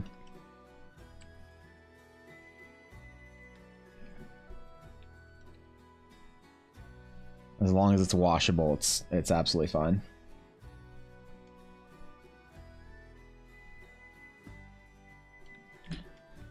Are the eyeballs creepy enough? I like to think they are, right? Does it really sell the mimicoid mimicness of it? Is it best to sit next to some lady who clearly has no sense of smell and showered and a full bottle of perfume on a flight too? That's actually, so that one actually would fuck me up. Like, if I'm around people who wear scents, I actually like get a really bad rash and it ruins my week. So that's the one thing that like I always be careful with when flying. If I'm around somebody that like puts too much cologne or perfume or whatever on, it will mess me up. Whenever I go on a plane, I have an Amazon 3XL hoodie. And like, I'm fat. I'm not that fat. But I bought an Amazon 3XL hoodie to use as a blanket for the plane seat. Because normal people don't know this, but like if you ever smell your plane seat, it reeks of perfume. Because like at some point in time, somebody with no sense of smell put perfume on their ass and then sat on the seat. It's just what happens. So there's like a 70% chance if I take a plane ride, like a flight, I'm gonna have a bad time. I'm gonna have to like throw my clothes out when I get there. So I always bring my like plane hoodie and I put it on the seat and up the back like a fucking blanket. And I just like drape it over the hood over my shoulders and just have the arms tucked in, blocking the fucking armrests, so that no part of the plane seat except for, oh no, what I do, I forgot. So I have I have the one arm of the hoodie blocking the armrest. I raise the other armrest between Elle and I, and then I use the other hoodie to go along my waist so that the seatbelt doesn't touch me. So no part of the plane seat touches me. So whatever fucking scent or whatever is on there, it doesn't bother me at all. And I don't care how I look to other people. I do it so casually that people don't notice, really. I hope. But yeah, it's rough being me. It's rough being allergic to everything. It's also why I'm not much of a hugger. If I like meet my friends or whatever, like my guild mates from Warcraft or whatever, I'm not gonna be there giving out hugs because I don't know what the fucking shitty ass soap you use or cheap ass fucking perfume.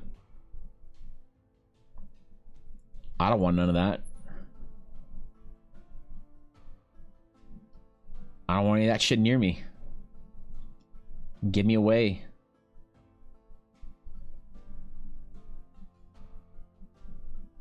I use like natural soaps and shit at home to avoid all that. Fucking going to BlizzCon, seeing a guild member, give him a hug, and ruin my rest of my weekend. Hell no. The eyeballs are squeezing out for dominance. Good. That's very mimicky. I have more messages than the second, third, and fifth place combined. How do you see that, Thorkin? How do you see the most messages in a month? Where is that data available? Where is this data that you're getting? What's up, Sweeney? Would it make a difference if they would wipe down the seat? No, it doesn't, because the scents don't, like, colognes and perfumes and scents are designed to stick to surfaces. So you like spray it on yourself in the morning or whatever. You like you wash or do whatever you're gonna do or wash your hands, and you're supposed to like the scent's supposed to stay there to linger. People get mad if you buy a hand soap that smells like fucking guava and like, I don't know, irises or some shit, and you wash your hands in it. The soap company is like, oh, the scent will remain for hours, and so you will smell your hands, and you're like, oh wow, I smell guava and whatever else for so long. This is so nice. So they're designed to stick. So it doesn't matter. Like if I so another like weird thing that I do is whenever I open my doors, like any doors or whatever, I use my keys for it. Because a couple of times I have grabbed a door handle, like a public door handle, opened it, and then I get home and my hand smells like perfume or something. People put cologne on their hands or whatever, or perfume on their hands, and they don't think about it, and they open a door or whatever, right? And the door smells like it. So the problem is I have to wash my hands like 4 or 5 times, and what I'll use a yellow sponge actually and try and scrape my hand as much as I can. That's the only way I can get it off. Otherwise it lingers there for hours, and if I let it linger too long, I'll have an allergic reaction on my fucking hands. So yeah, no, it doesn't matter wiping it off or anything. It's rough, bro. And like normal people don't have a sense of smell. It's like so in tune with this kind of stuff. So you'll be like, I don't smell anything. You know, but like I catch scents super hard because I'm allergic to them, so I'm so like in tune with it. I have to be, or else I could just like ruin my week. So it's tragic. But I have a very easy way of dealing with it for the most part, since I'm so allergic to like a lot of people. I just don't go out and don't talk to people, and then I don't need to worry about it. Right? Can't be allergic to people if you aren't around people. So, you know, 5 head.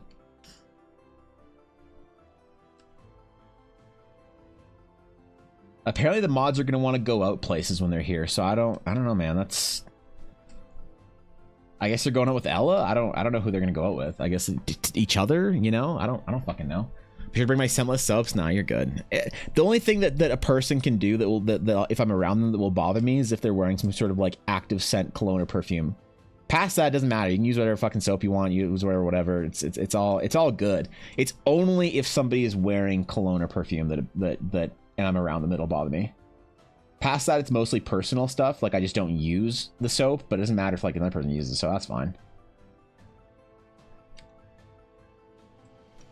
I fucking hate drawing mimic tongues, man. Every time I draw a mimic tongue, I just think of Steph's mimic tongue, and it upsets me. Why is it veiny? Can I see my own? But it's under the stream somehow. Someone had a link for it yesterday. I don't know where it is now. Ah, shit. I know, but it just makes me look. It's not all right. I never said it was Steph. Come on.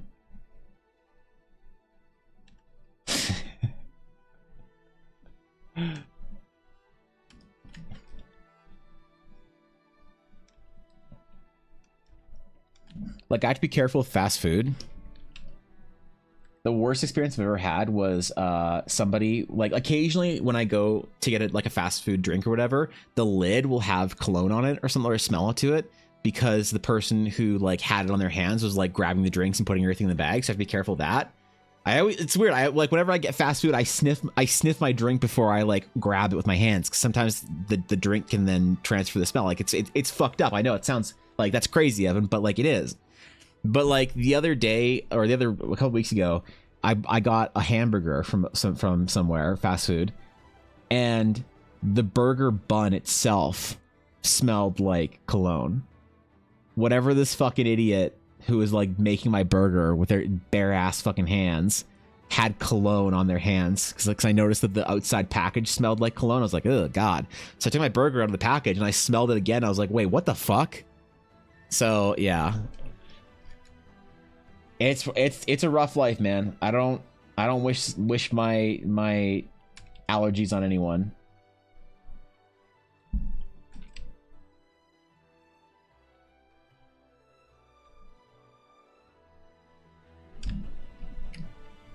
Okay.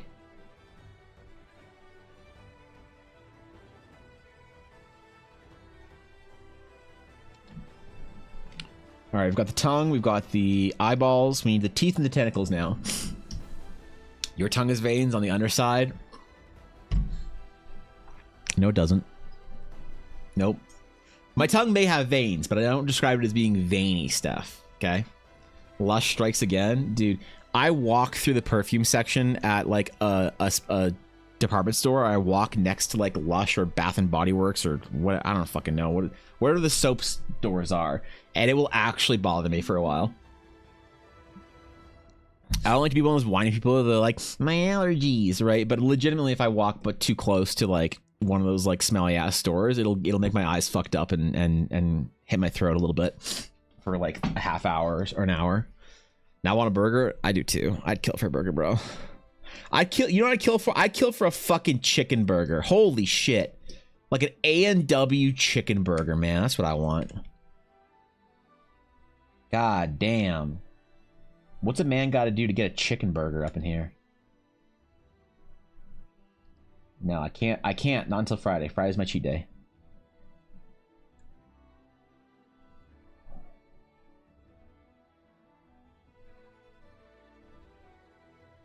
Friday. All right. I feel better. This immediately brought me back to locker rooms back in school where everyone just dumped a can of Axe, not a shower. Yeah, thankfully, my allergies didn't really get bad until I was like in college. So yeah, being in like high school where everyone just like had really bad deodorant and shit like that, really smelly, whatever. It didn't bother me. Like it was like always gross, but it never bothered me. Thankfully. But you know what's actually kind of offensive or hilariously offensive about my allergies is that the things that I'm allergic to in scents are actually shitty ingredients. Like cheap ingredients. Like it's the thing that I'm allergic to is actually a binder in most lower end scents. So like it still bothers me if somebody's wearing like a higher end perfume or a cologne, but if it's like a really nice perfume or cologne, it won't bother me as much. So it's actually kind of funny where it's like if I'm allergic to you and your scent, it kind of means you have like a cheap ass perfume or cologne. It's kind of hilarious, right?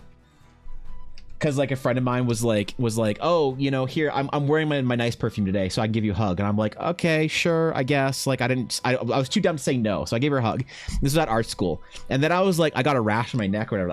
I was like, shit, man, I think I got a rash from hugging you earlier. And she's like, but I wore my nice perfume. I'm like, maybe nice for you. It's like, wow, even Evan's allergies are kind of bitchy. Holy shit. How does that matter? Because more expensive colognes, perfumes, and scents will use a more expensive binder, and yeah, like legit. I'm not. It'll still bother me, but it won't bother me as much. I can smell your BS from way over here. Yeah, I can tell, man. If you got some cheap ass fucking cologne or perfume, bro, I know.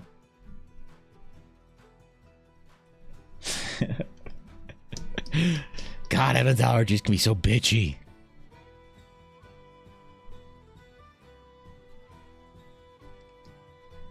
Unfortunately, it's most things. So my solution is I just try and avoid everyone. You know? I try and avoid everyone. I carry hand soap with me. Whenever I go out, I actually have hand soap that I bring with me.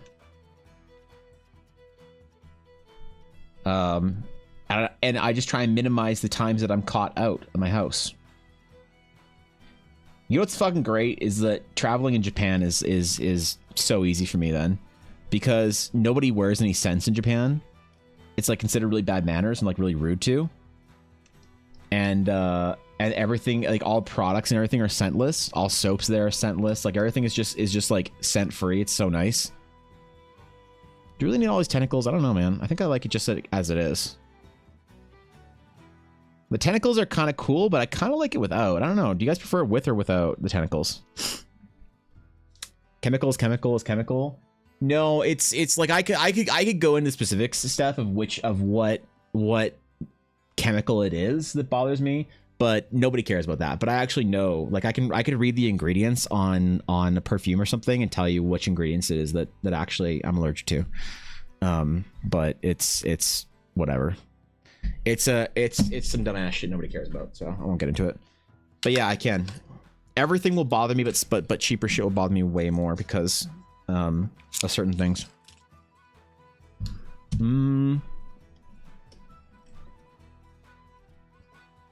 Dewy tentacle, yes or no? I think I like it without. I'm not just saying that because it's less work. I think I like it without. It's like the eyes and the teeth pop out and the tongue rolls out, but I don't want to do like tentacles exploding and shit. Small sneaky tentacles. You know what? Let's color it in first, and then we'll see if it needs something else to it. Let's do that.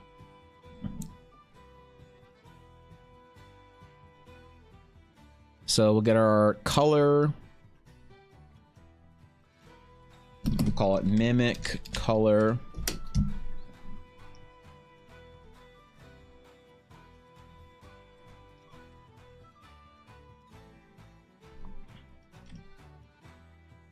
And we'll select out our mimic line work.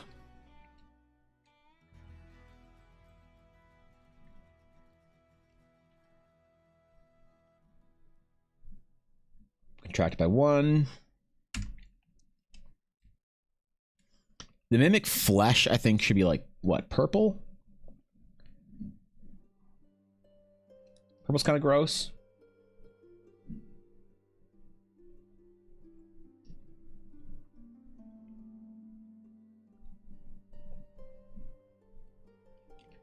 Oh. Whoops. We're missing something here.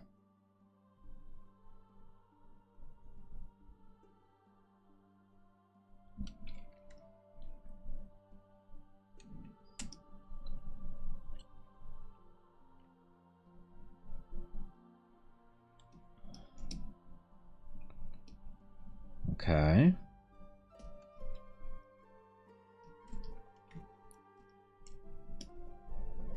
We just want to build a selection here that we can paint off of. We don't need actually these colors to be proper or whatever.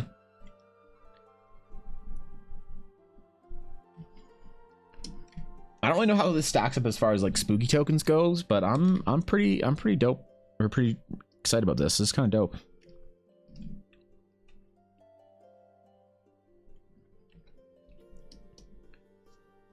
All right, let's try the purple. Let's just try the purple, okay? So do like a dull purple.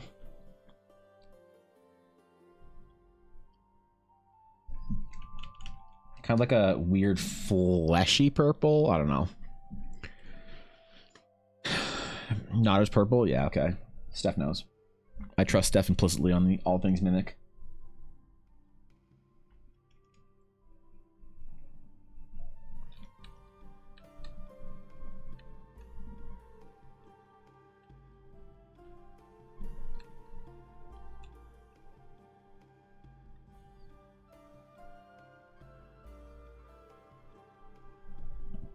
We'll paint the eyes in after.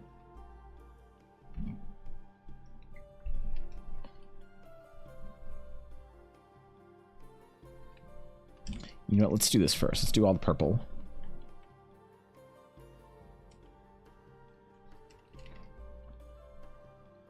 Or should we have the eyes glowing blue? I wonder.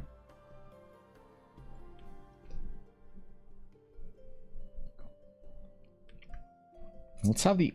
Oh, I know what we're gonna do. Okay. So we can still keep a little bit of the glow. Yeah, I know what we're doing. This is gonna be cool.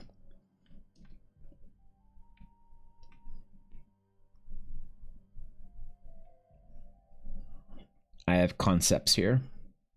I have theories.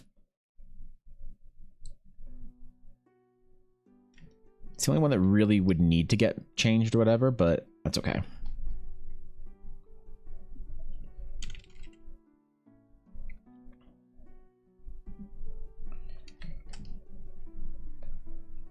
I guess this isn't like a canon like Eldara creature or whatever, right? Because there aren't really any mimics in Eldara. I don't know, is a mimic a Wizard of the Coast property? I think it is. I don't think I can use mimics in an original world.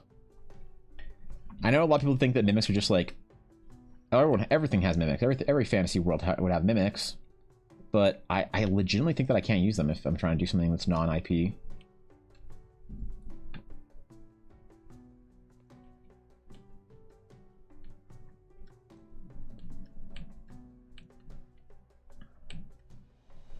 Paint that in.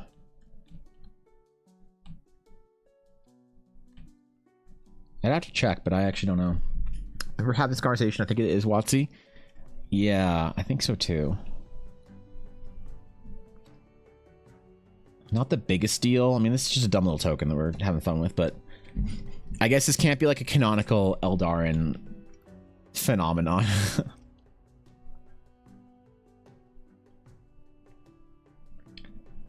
It's amazing how much you lose for a D&D world when you don't want to have anything that's Wizard of the Coast IP. The struggle is real, my friends.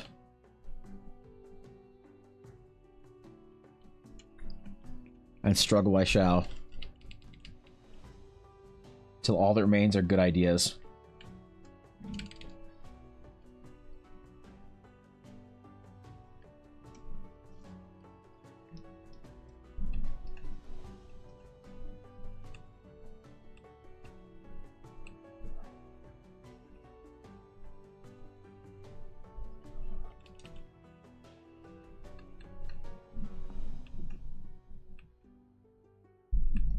Okay. And yeah, the portal's not going to have any sort of blue glow to it.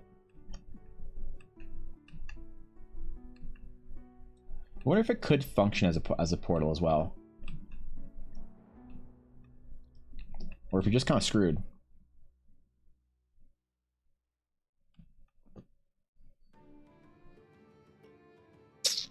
Okay, that works. I think...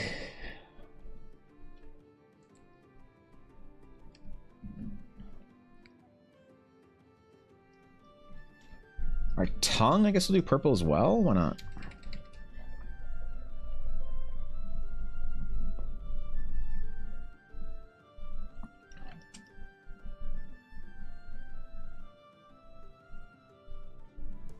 I do love mimics, though. They are maybe the one thing that I really love from WotC IP is the idea of a mimic. They're just there to have a good time.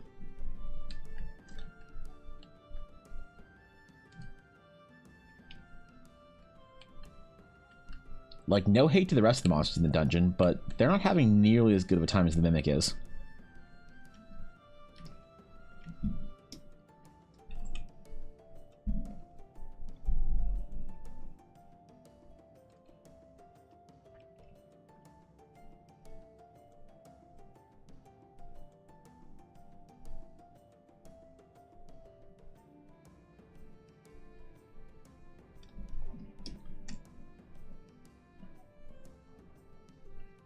We get our fleshy eyeball shading on point.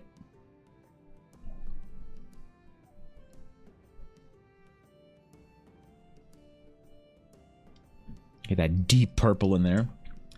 Alerts off. Yeah, I don't know. Alerts stopped working today, so I apologize. Take a moment to talk about the best forgotten monsters from old D&D. The Spanner. What is the Spanner? The Mimic Portal and or CJ broke the alerts today. I don't know which one, but I'm going to blame the Mimic Portal. Because CJ is a perfect being that does nothing wrong. That's what I was supposed to say, right? Yeah, I don't know. I lost my script. I'm sorry. Except for brutally murdering his players in an unfair fashion. Rip Arrow. The answer is, it's complicated. They were created by Gygax, but they're used in a lot of media, such as the Souls series, a lot of games. Oh, then it's fine. So that is an example of, like, if you don't protect your IP, then you lose it. So if enough games and media utilize the Mimic, then they can't really, like, get you for it if you use it and they don't like it. There's really no grounds for it if they say... Because you can't say everyone else can use it, but one person can't for some whatever reason. Unless you give special written approval, consent, whatever, to all those individuals and not to the one that you're trying to screw. So basically it's fine then. Wikipedia, the Mimic has been added to hundreds of video games, including Baldur's Gate, Dragon's Quest, Toe Jam, and Earl, Final Fantasy, Borderlands, Magicka, Terraria, Torchlight, and Enter the Gungeon, as well as the Souls franchise. Interesting. That's a lot of shit.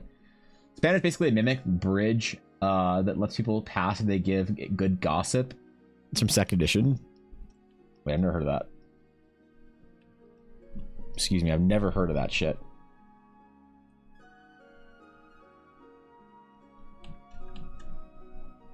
Lets them pass if you've got the deets, if you got the juice.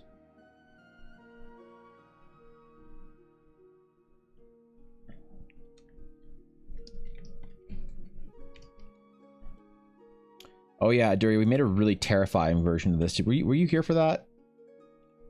For the most terrifying version of the portal? Is this... Would you go through the portal? Would you... Would or not would? Yeah, that's... I don't know if I can stare at this for too long. That's kind of terrifying. But, I know it's all evils in Twitch for a lot of people, so... Wouldn't say anything terrifying, more like accurate? Yeah, okay. Isn't that truly terrifying, though?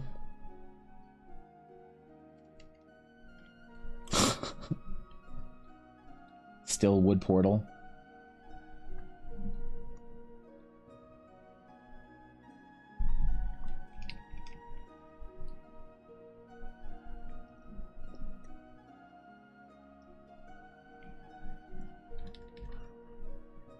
Gotta make it look kind of wet is the problem. It's gotta be a little shiny.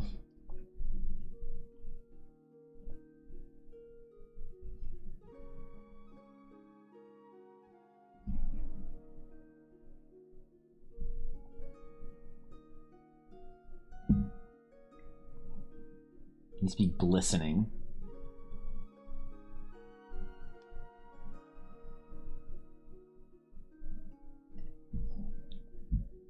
Shimmering even.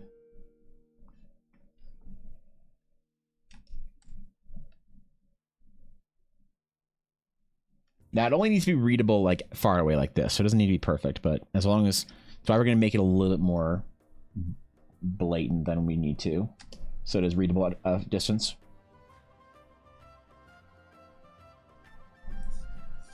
Yo, Dice Legend, what's going on, dude? I have my alerts off for no reason. No good reason whatsoever, so I apologize. Thank you for the raid, I appreciate it. My alerts just decided to die together. Yeah. All of them. They just died randomly for some reason. I don't know why, and I apologize. Thank you for the raid though. I appreciate that. That's very kind of you. I hope stream is good. I hope it was fun. Whatever you were doing, world building or playing or whatever. But thank you for the raid. I appreciate it. Welcome in. We're drawing our Mimic Portal. I don't know if you need a Mimic Portal, but I'm making one. So, it's yours if you need it.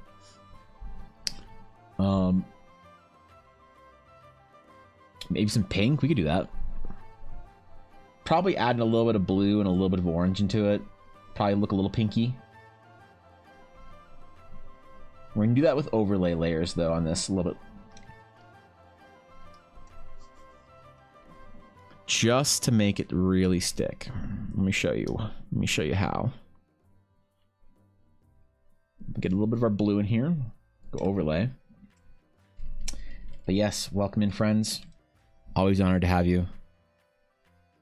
If you guys aren't following Dice Legends, you definitely should be. It's a good time over there. I think I was lurking the other night. I don't remember. Maybe it was afternoon.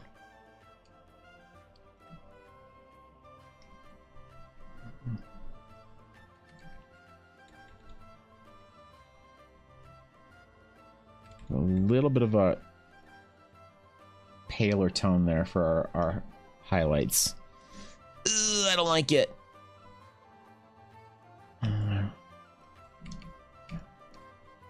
Whoever suggested the Mimic today, I am displeased. I'm not happy with it. I don't approve.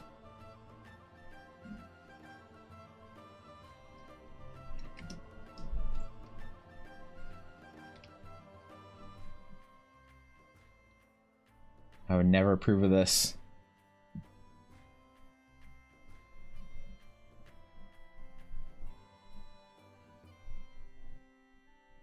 Now, how do you draw an eye? Well, imagine a sphere, but wet.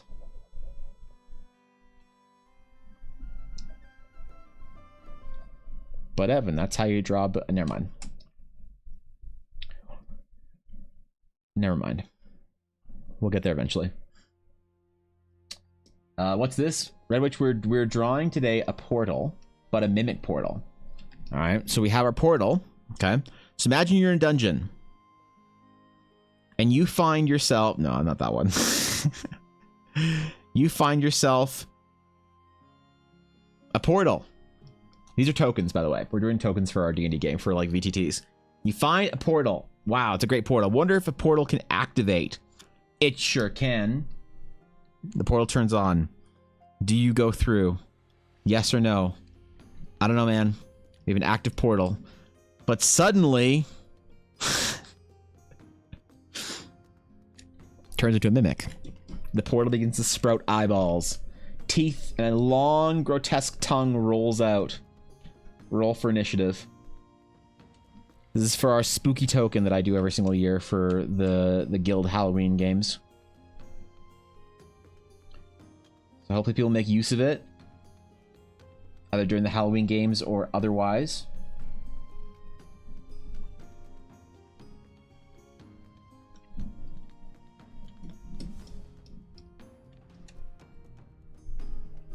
I guess we'll have to see.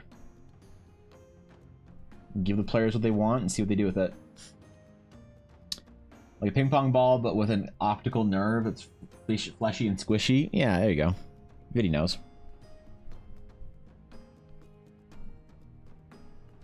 And lightly glistening.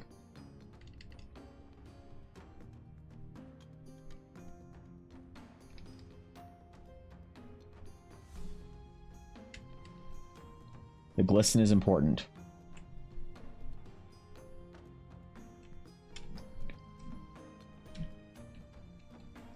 You gotta add in like some like eye veins and shit. Has to be kind of bloodshot as well.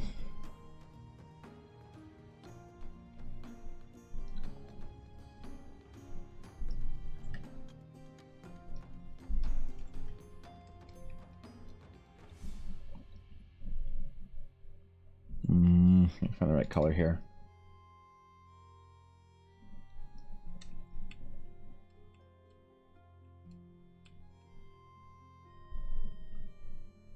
There we go. So we're gonna do all of our veins and shit. It's gonna be gross.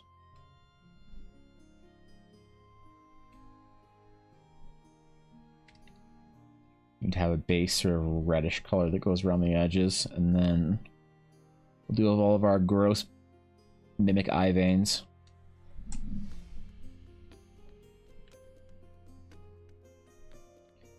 Kind of like somebody who's just had eye surgery. And since Ella has had multiple eye surgeries, I know how gross eyes can be. Pretty fucking gross, man.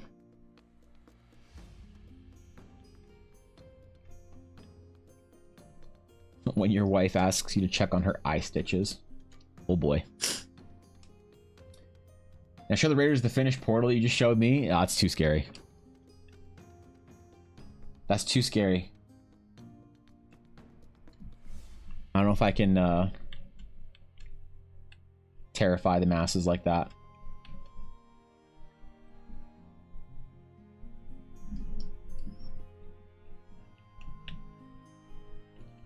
Not sure if I want to unsettle the general public.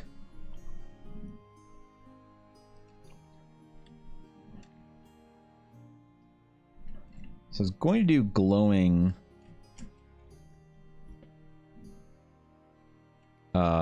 irises and pupils. As if they're glowing with the runes. Might just start with darker as opposed to this bright.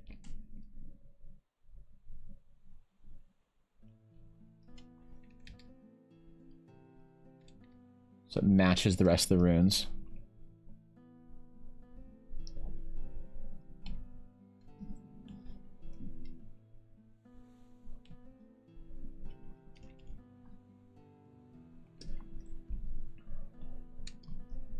That's kind of cool, actually. I don't mind that. It doesn't make it look as gross as it could, but I kind of like it, to be honest. It's like glowing slightly. Why was that a control seed in the first place? I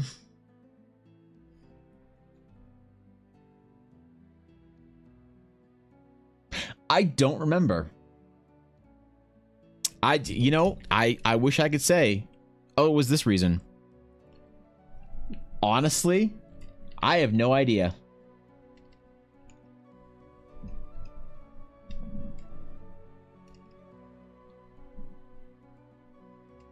I'm assuming it's the mod's fault. I'm gonna blame them.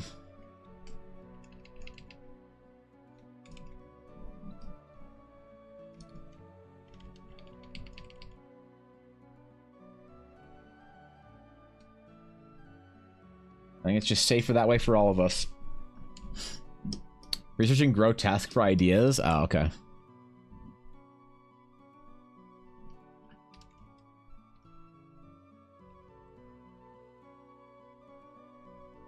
Hey man, I'm an Asmon Gold enjoyer.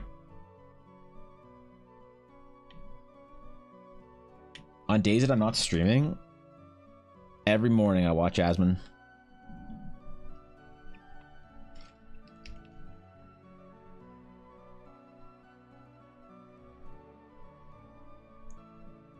Every single day almost.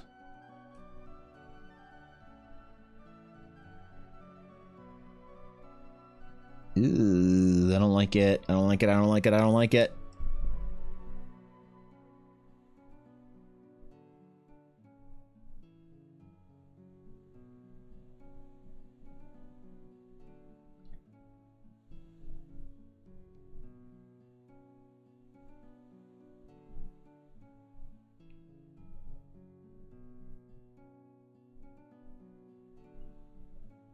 I hate it.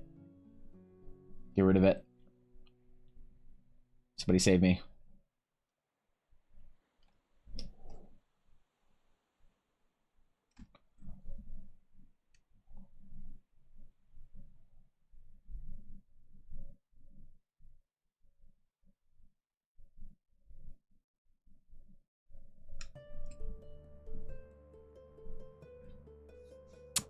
Bedtime? Alright. Sienna, have a great night. You deserve it. Whatever you're doing for the rest of the evening, enjoy it. Enjoy your sleep. Look at that. Sienna getting to bed at a responsible hour. Holy.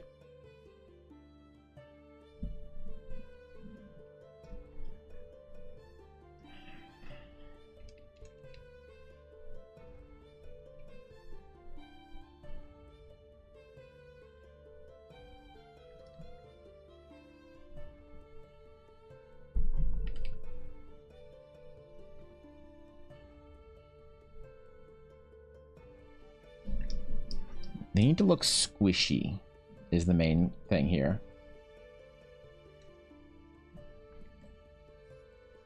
I think we got it. I think we nailed it, actually.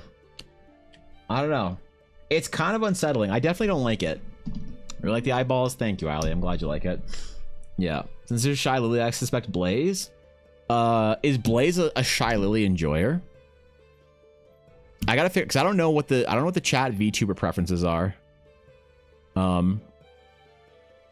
I follow a number of VTubers on my Twitch homepage. You'll see the likes of Iron Mouse, Vebe, and Olner. Who else? Yeah, hey, that's good enough, right? That's a decent selection, I think, right? Yeah, screw you guys. I'll watch who I want to watch. Leave me alone. But also Asmon and Soda Poppin'. It's like the quintessential starter kit for being a 30-something-year-old World of Warcraft player on Twitch.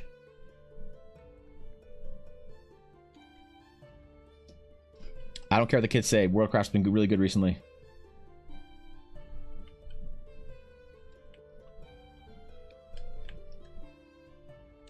Just because I'm not enjoying Fortnite and Apex like the rest of the people in my generation.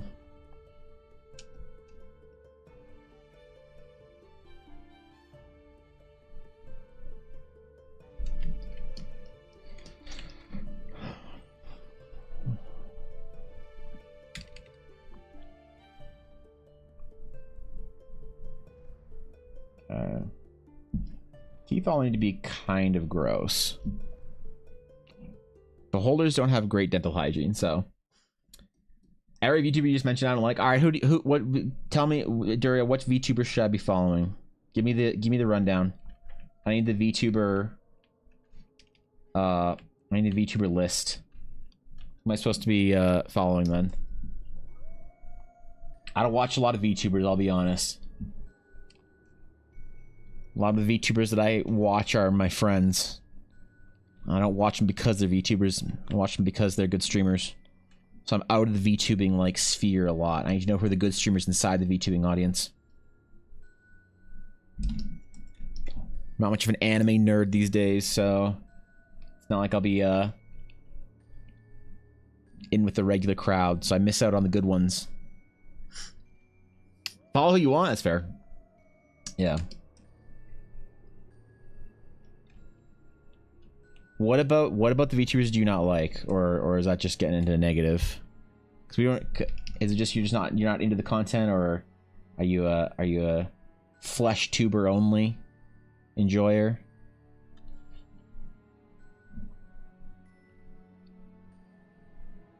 So I respect it. Well, VTubing is kind of weird. I'm fine with it, and I support my VTuber friends, but it is weird. I don't pretend like what I do isn't weird, but it is weird. We do need to acknowledge that. I think all of them would acknowledge that too. What are Duria's preferences? Aduria prefers to watch old men play games from 23 years ago.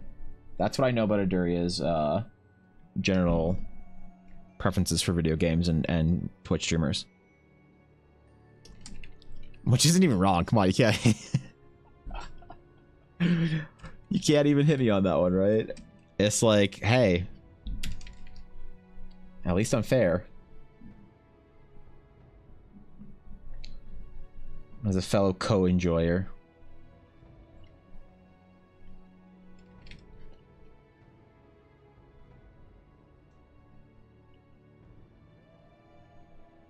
I did see a really cool stream last night, though, on Filian's channel. That was like VTubing used in an amazing way. It was this like, you know, the Japanese game show where they have to like fit through certain like shapes on the wall. They got a bunch of VTubers together in like a live motion capture studio. And they were all in the same room together and they were doing that like game show. It was really cool. It was like, to me, that's like the coolest part of VTubing is the cool tech. Honestly, a person just like sitting around on their computer, just bobbing back and forth whilst like streaming, but also as a VTuber, it's like fine, I guess, but it's not like, to me, it's not really interesting. So when I see VTubers doing interesting shit like Filian or Code Miko, Those ones I think are really cool. That like makes me actually like pretty jazzed about the whole tech. I think the vast majority of the big ones are hugely sexual. It's my last comment in it though. That's fair. Yeah, that's a fair criticism. I feel that 100%. The general anime community these days is a little bit too thirsty for my taste. And I feel that like on an art level too. It's like I was talking with a friend yesterday about this. We were chatting for a little bit before a stream, and I was saying that I feel like there is this general sentiment where I know that like as an artist, it's like there's a lot of, because like okay, let me back up.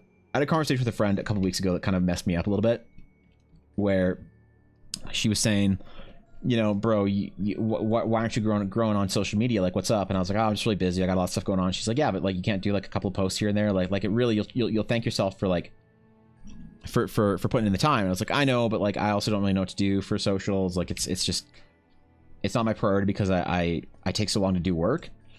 And she was like, every week you should just post a piece of Genshin fan art.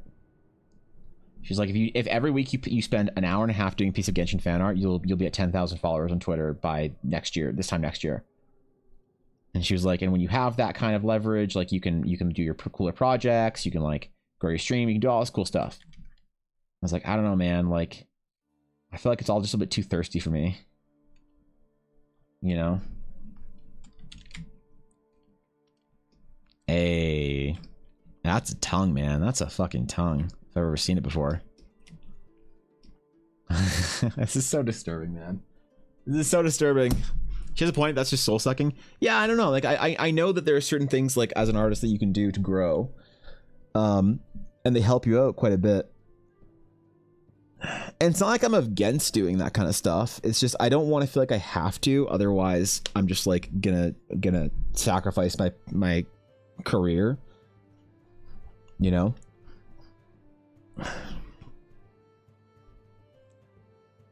But yeah, it is kind of it's like a hard choice you got to make as an artist, I feel like.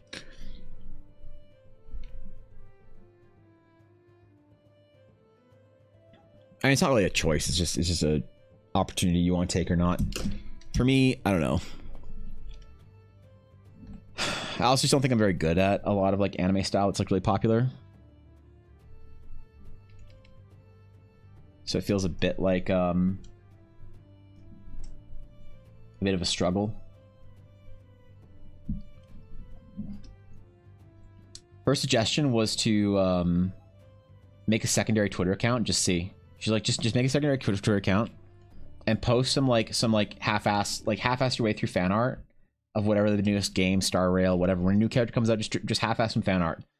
And I was like, uh-huh. She's like, just try posting on this Twitter account, just see where it gets in a year. I was like, that's an interesting experiment. It's an interesting experiment.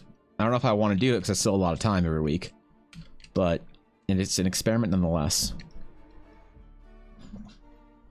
Alright. Alright. Okay. I gotta copy all these layers. Now. Mimic shadow.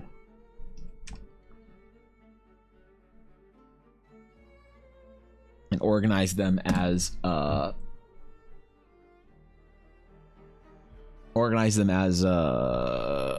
different layers. I don't know if I need to do this on stream, but that's kind of boring to watch.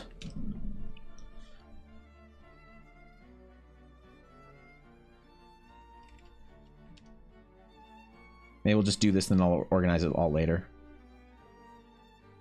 All right. Okay. So where are we? So here we go.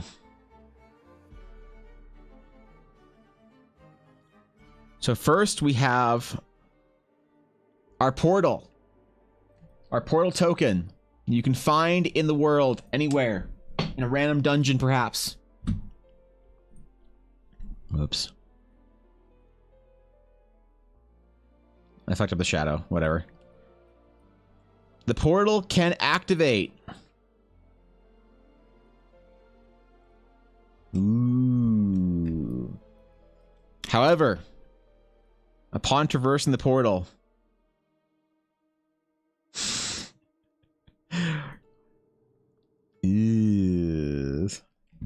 it turns into a grotesque, disgusting mimic. Kind of cool. It's kind of cute, actually. Looks fake enough. Let's go through it. Yeah, it's fine. It's safe. It's all good. It'll be fine, man. Just you know.